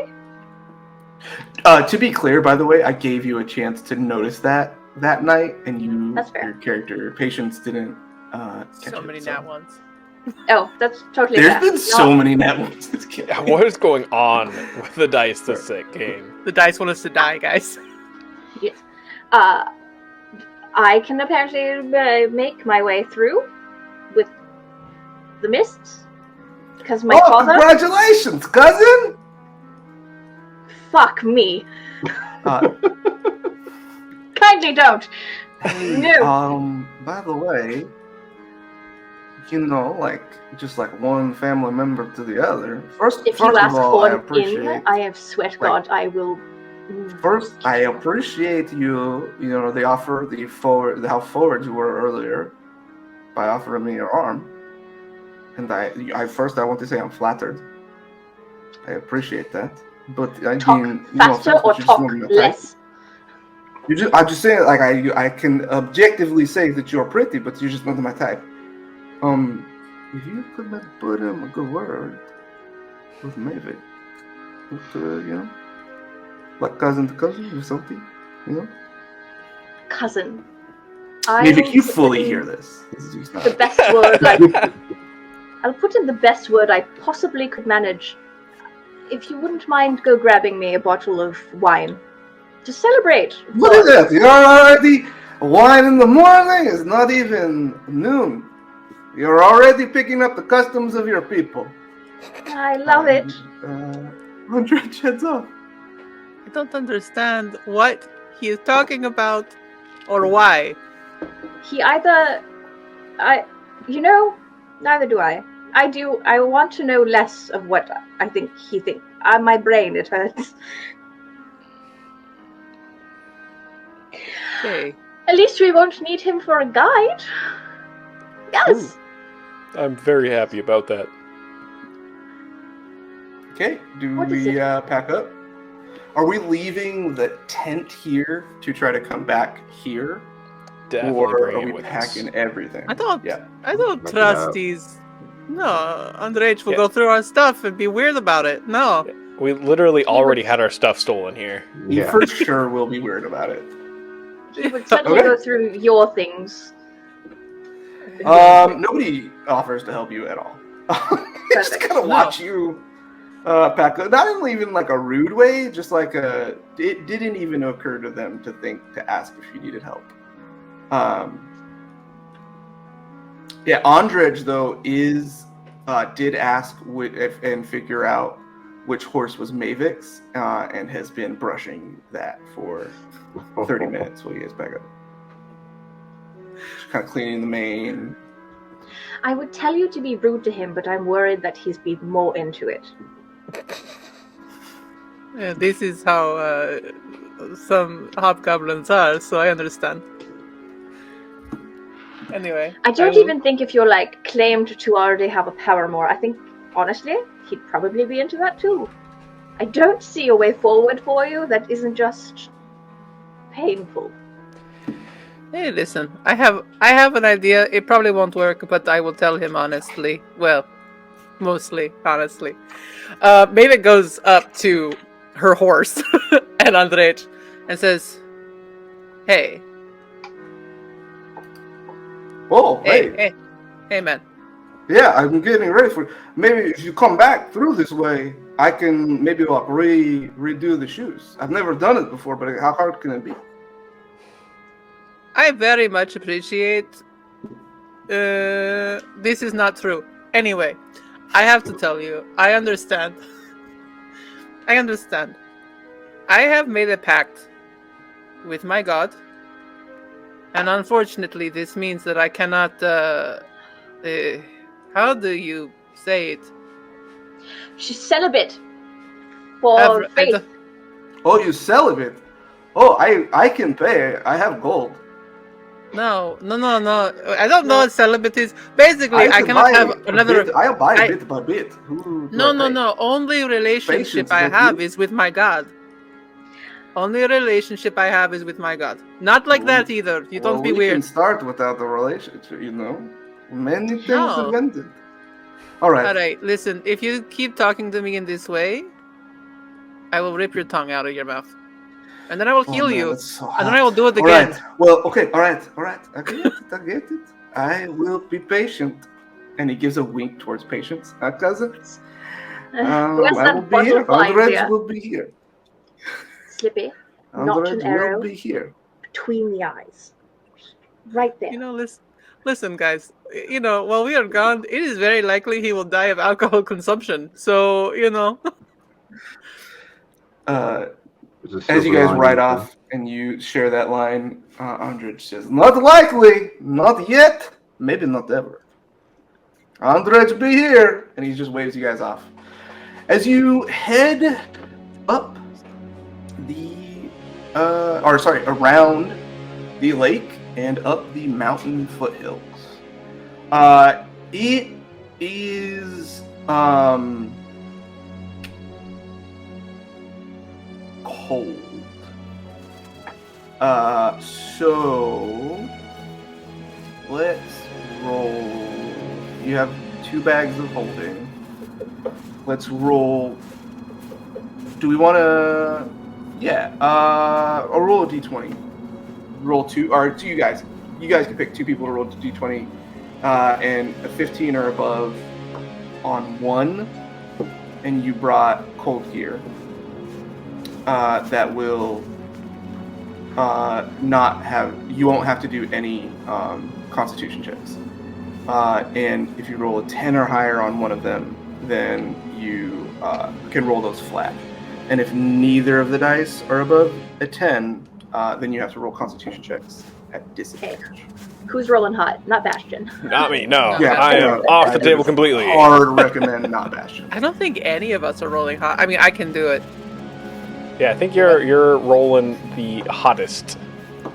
Oh, We said it now. It's cursed. That nice room temperature roll. Oh, this is why it was a 9. Just flat 9. Is it? Were we adding anything to it? Yeah, it's a 9. Was somebody else luck rolling too, that or is roll? it just? Yeah, didn't you say roll 2? I D20? will let you luck that roll. But Oh. if you do, that luck is taken up at the end of the trip. What? So when That you luck's taken arrive, up at the end of the trip? You mean Yeah, when until the end you- of the trip? huh? You mean until the end of the trip? Yeah, like when you arrive wherever you're getting to, you'll have 2 luck. Okay. Cool. Yeah. I'm down with that. Okay. Let's all think happy thoughts. Nat fucking 20. Yeah! Yeah, Stop putting out stairs and stuff. Between patients not being able to necessarily decide what to pack, and what having they the want. freedom of a bag of holding, she just kind of packed it all. Slippy is a well-worn traveler, a ranger, so they were sort of prepared for anything for themselves and and Oddwood. And Cruntle, yeah, it's a little big for you, but Patience had an extra coat. This one, that's a red velvet with rabbit-lined fur on the interior. I think that'll go Yeah, well it kind of with matches my your arm. beard. Yes. The fur, it's like your beard. It's very cute. Okay, and with that Nat 22, I'll give you guys a pretty easy travel. So we won't Sometimes even. it's better to be lucky than to be smart. So we won't even roll for any Constitution checks. Let's say that you guys were well ready. But you see on the way there, what you do see, roll, or actually, no, I'll just use your passive perceptions. So what some of you see as you come on the way up is, once again, large ravens. You see huge ravens every so often. And they're almost always flying away or just landing whenever you catch them. You also hear throughout your travels, again, the sound of wolves. But what's interesting is it doesn't sound like wolves communicating in a similar pack across a long ways. It sounds like 2 separate groups of wolves. One seemingly much larger and the other smaller in a more concentrated area. After 2 days, you realize that there's a little bit of a cadence and a little bit of a different dialect between the two. And the last thing you see as you get closer to, as you're sort of done with the foothills and you're coming up this path that Adrej and some of the other Desanti told you about, you start seeing banners. One of what looks like a what looks like a 5 pointed star in 5 different colors. It's hung upside down. You see another banner of a skull being held by a hand with one of the eyes missing. Again, like torn, hung upside down. You see. How does a skull have an eye missing? Much the same way that your eye looks. One is in it. It's a desiccated head, not a skull. Okay, Thank okay. you. Sorry, it's a desiccated head. It looks like almost like a I'm being a shrunken pedantic down little shit, mummy. so... No, thank Good, you. do it. It's a better visual. Yeah, and so you see a bunch of these different ones. Some look like nations. Some look like personal symbols. And again, they're all like hung in. Everybody roll a wisdom check. Straight wisdom? Yeah. Guidance. Great wisdom. Same. Guidance.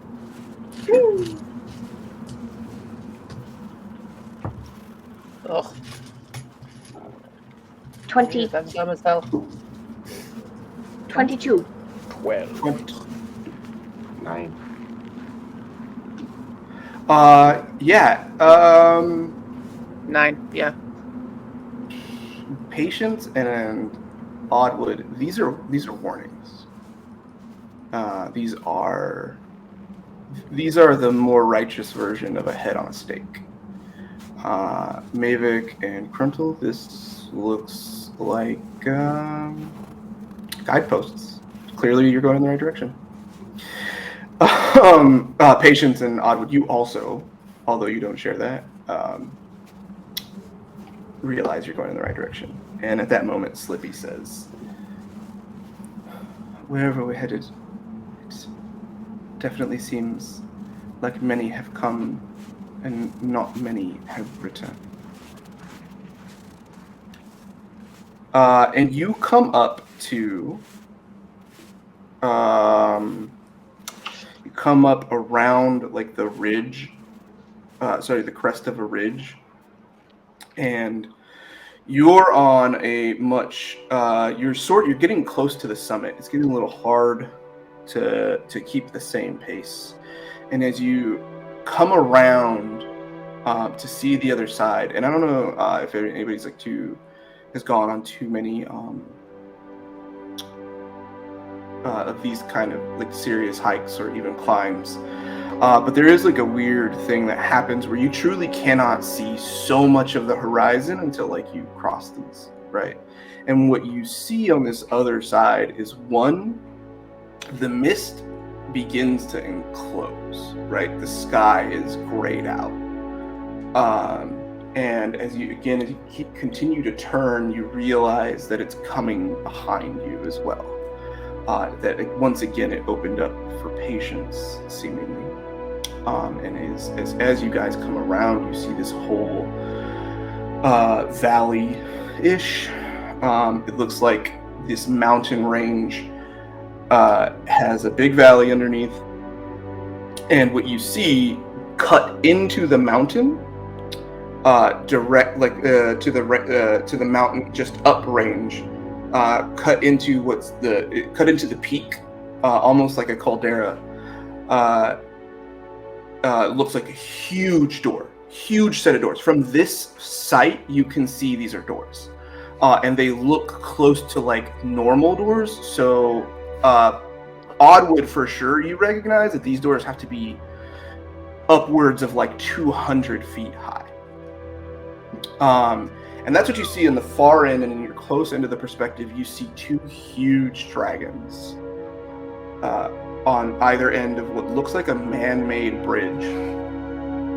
And if everybody could roll a perception check. Guidance. Same. Are you serious? I think Yeah, that dragon might be Strahd. Hey, Oddwood, I also got a nat one. Oddwood, I'll give you. You're deeply distracted, and I'll tell you what you're distracted with in a second. Okay. Mavic and Kruntel. I got a nat 20. Nice. 26. What did you get, Kruntel? Again, sorry. 17. 17. Okay. Kruntel, you see that right, this bridge. It's weird, right? Because when you're on the other side of the mountain, it looked like it's just one mountain. But as you come across this side on this road, right, as it winds around, there's suddenly a bridge. And it's almost like part of this mountain was like scooped out. And it's not in a way you haven't seen other mountain ranges before at first glance. But when you look a little closer, it's been scooped out. This is a man-made bridge. Some are magic-made, maybe. Some huge force has created a gap from here to there and made a one-way entrance to it. Yeah, Mavic, and you recognize it. It took a tremendous amount of magic and power to be able to completely rearrange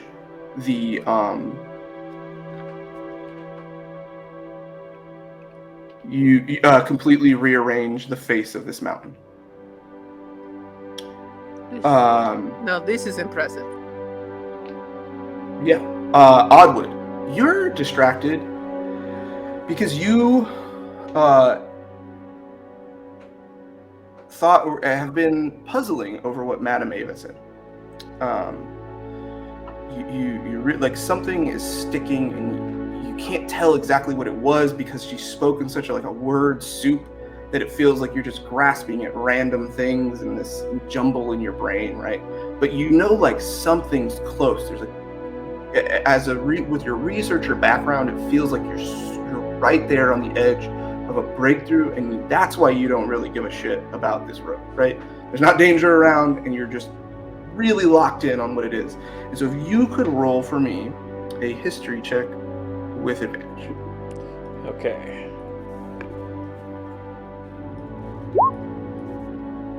A 25. 25. God, that is so good. Let's make up for all my awful rolls. Yeah, I love that. I was like so relieved. I was like, please don't roll another one. Snake eyes. Let's go.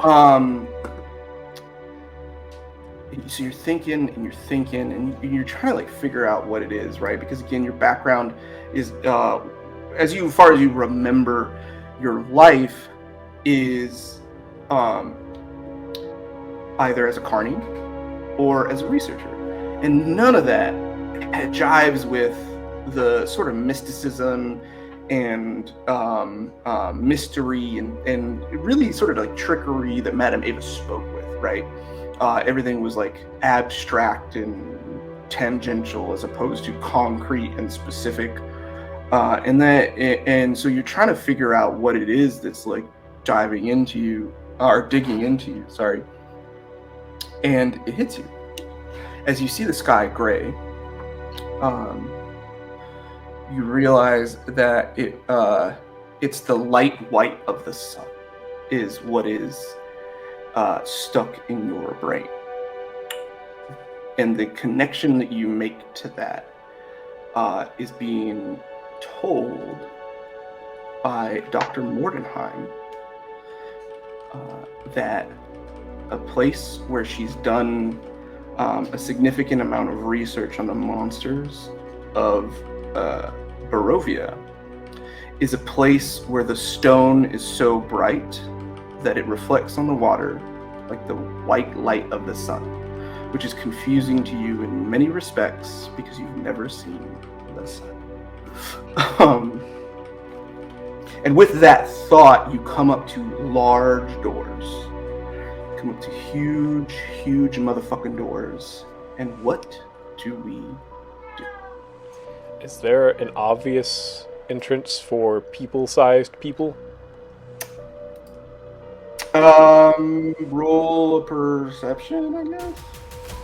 Or roll an investigation. Roll an investigation. That's fine. Okay.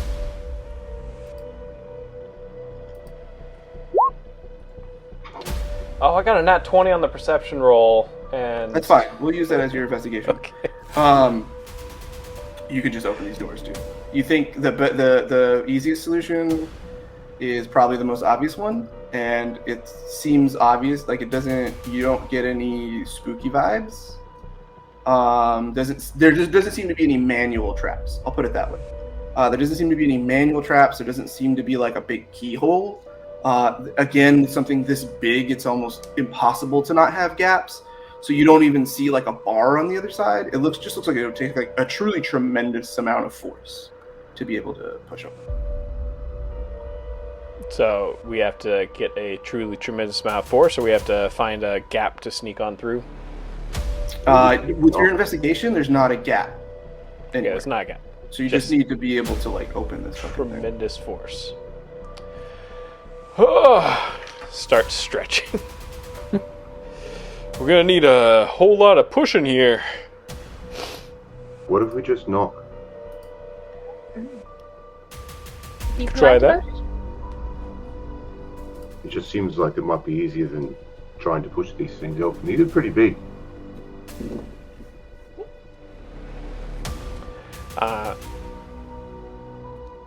Oddwood's Whoever's going to be knocking Whoever's going to be knocking, you're getting guidance. I just reach out and go, good luck! Oddwood's going to knock and walk up and put his hand on the door, and you see that like his arm undulates in this weird sort of like motion that it's like almost like a 1-inch punch type of deal, or and cast Thunder Wave. Wow. Okay. Yeah, the doors fly open, and you all are transported. Not transported. Sorry, that was a bad use of words in a game where you can actually be transported. I'm sorry. Okay. What you immediately see is a huge hall. And it's a hall, right? So it's a cathedral that is extremely, extremely long, but not necessarily. It's not thin either, right? You're talking about 125 feet long and about a football field, 125 feet wide and about a football field long. And immediately to your right and left are statues of warriors that have names on the plaques. They don't have names on the plaques. And then there are 2 dragons immediately to your left and right in these little enclaves. And I say little, but they're little in reference to the size, right? These ones are huge, huge dragons, dwarfing even the size of the ones on the side of the bridge, right? And these dragons are sitting on large boxes, square, that look like tombs almost, and have big names on the plaques. What do you guys do? I believe at this point I'd like to use the feature from Voices from Beyond. Perfect. I think that's a good idea. Spirit course of action. Yeah.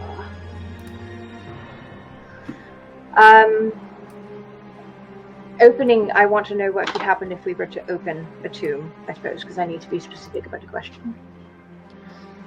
And then it's like augury, right? So you roll a D100. Yes, you can receive an omen as if you had cast the augury spell.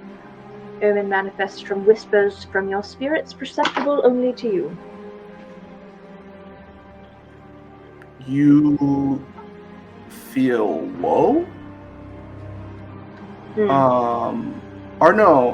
Yeah, you feel low, which is maybe not a good idea, but to open the tomb. In the far edge, it's sort of barely perceptible. You see a huge dragon. Again, dwarfing even these very large ones. It is at this it takes up almost the whole altar, and it's so big, in fact, that the altar exists like a normal or even a high ceiling room in and of itself under the span of its wings. That's not what I meant to do. This is what I meant to do.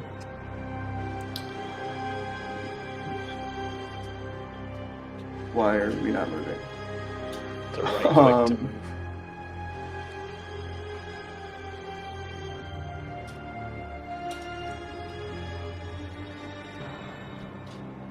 That is what you see very far. That looks pretty normal size to you from this distance. And there, underneath that dragon's head, is a solitary figure, kneeling at an altar. Everybody roll a perception check. Guidance! Not a nat 1, at least. That's okay. I got it. 23. Even from this far, you can't tell whether it's a statue or just somebody that's very still. You're inclined to think it's a statue because there's all along the sides, where each one of these dragon statues is another statue of a warrior. Here and here, right, all along the way. And so what you you can't really tell even with the 23. You just know that it's like a very large humanoid-sized person. I mean, I think the only way through is forward. And respectfully, Patience starts walking towards the large altar. Okay, does everybody else join? Yeah, absolutely. Mavic swirls on her starlight shroud, does the magic, so there's a swirl of starlight, just to be careful, but then follows. So, and that's good for 10 minutes. Perfect. I think that's a really good idea. Terrifying. Yeah. Okay. You guys. Or I guess I'll just move you. Or I gotta go to them here.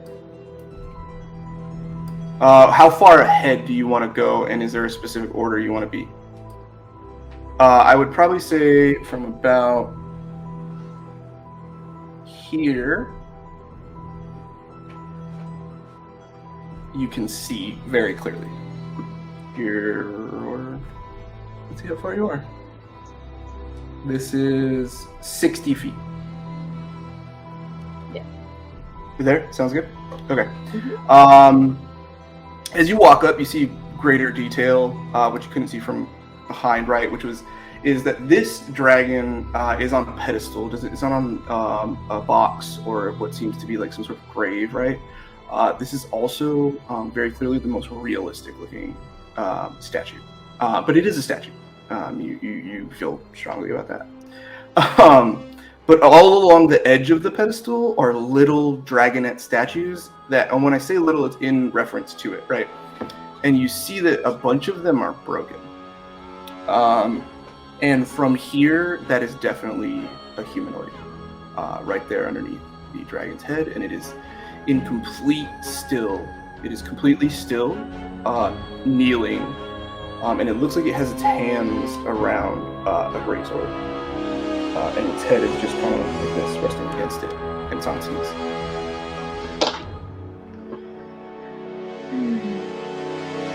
That looks like he's praying. It does, doesn't it?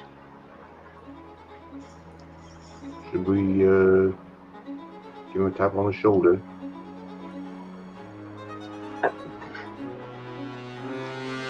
I suppose. Maybe from here. Hello? You hear the creaking of heavy plate. And what turns around is all of you are familiar with what a dragonborn is. And this is a way bigger version of a dragonborn than you've ever seen. This figure is about 8.5 feet tall. They were not, in fact, holding a single greatsword. They were holding 2 greatswords, which now rest by their sides. And again, as you hear the creaking sound of this figure stand up, he responds, "What evil now walks in the hall of Bahamut?"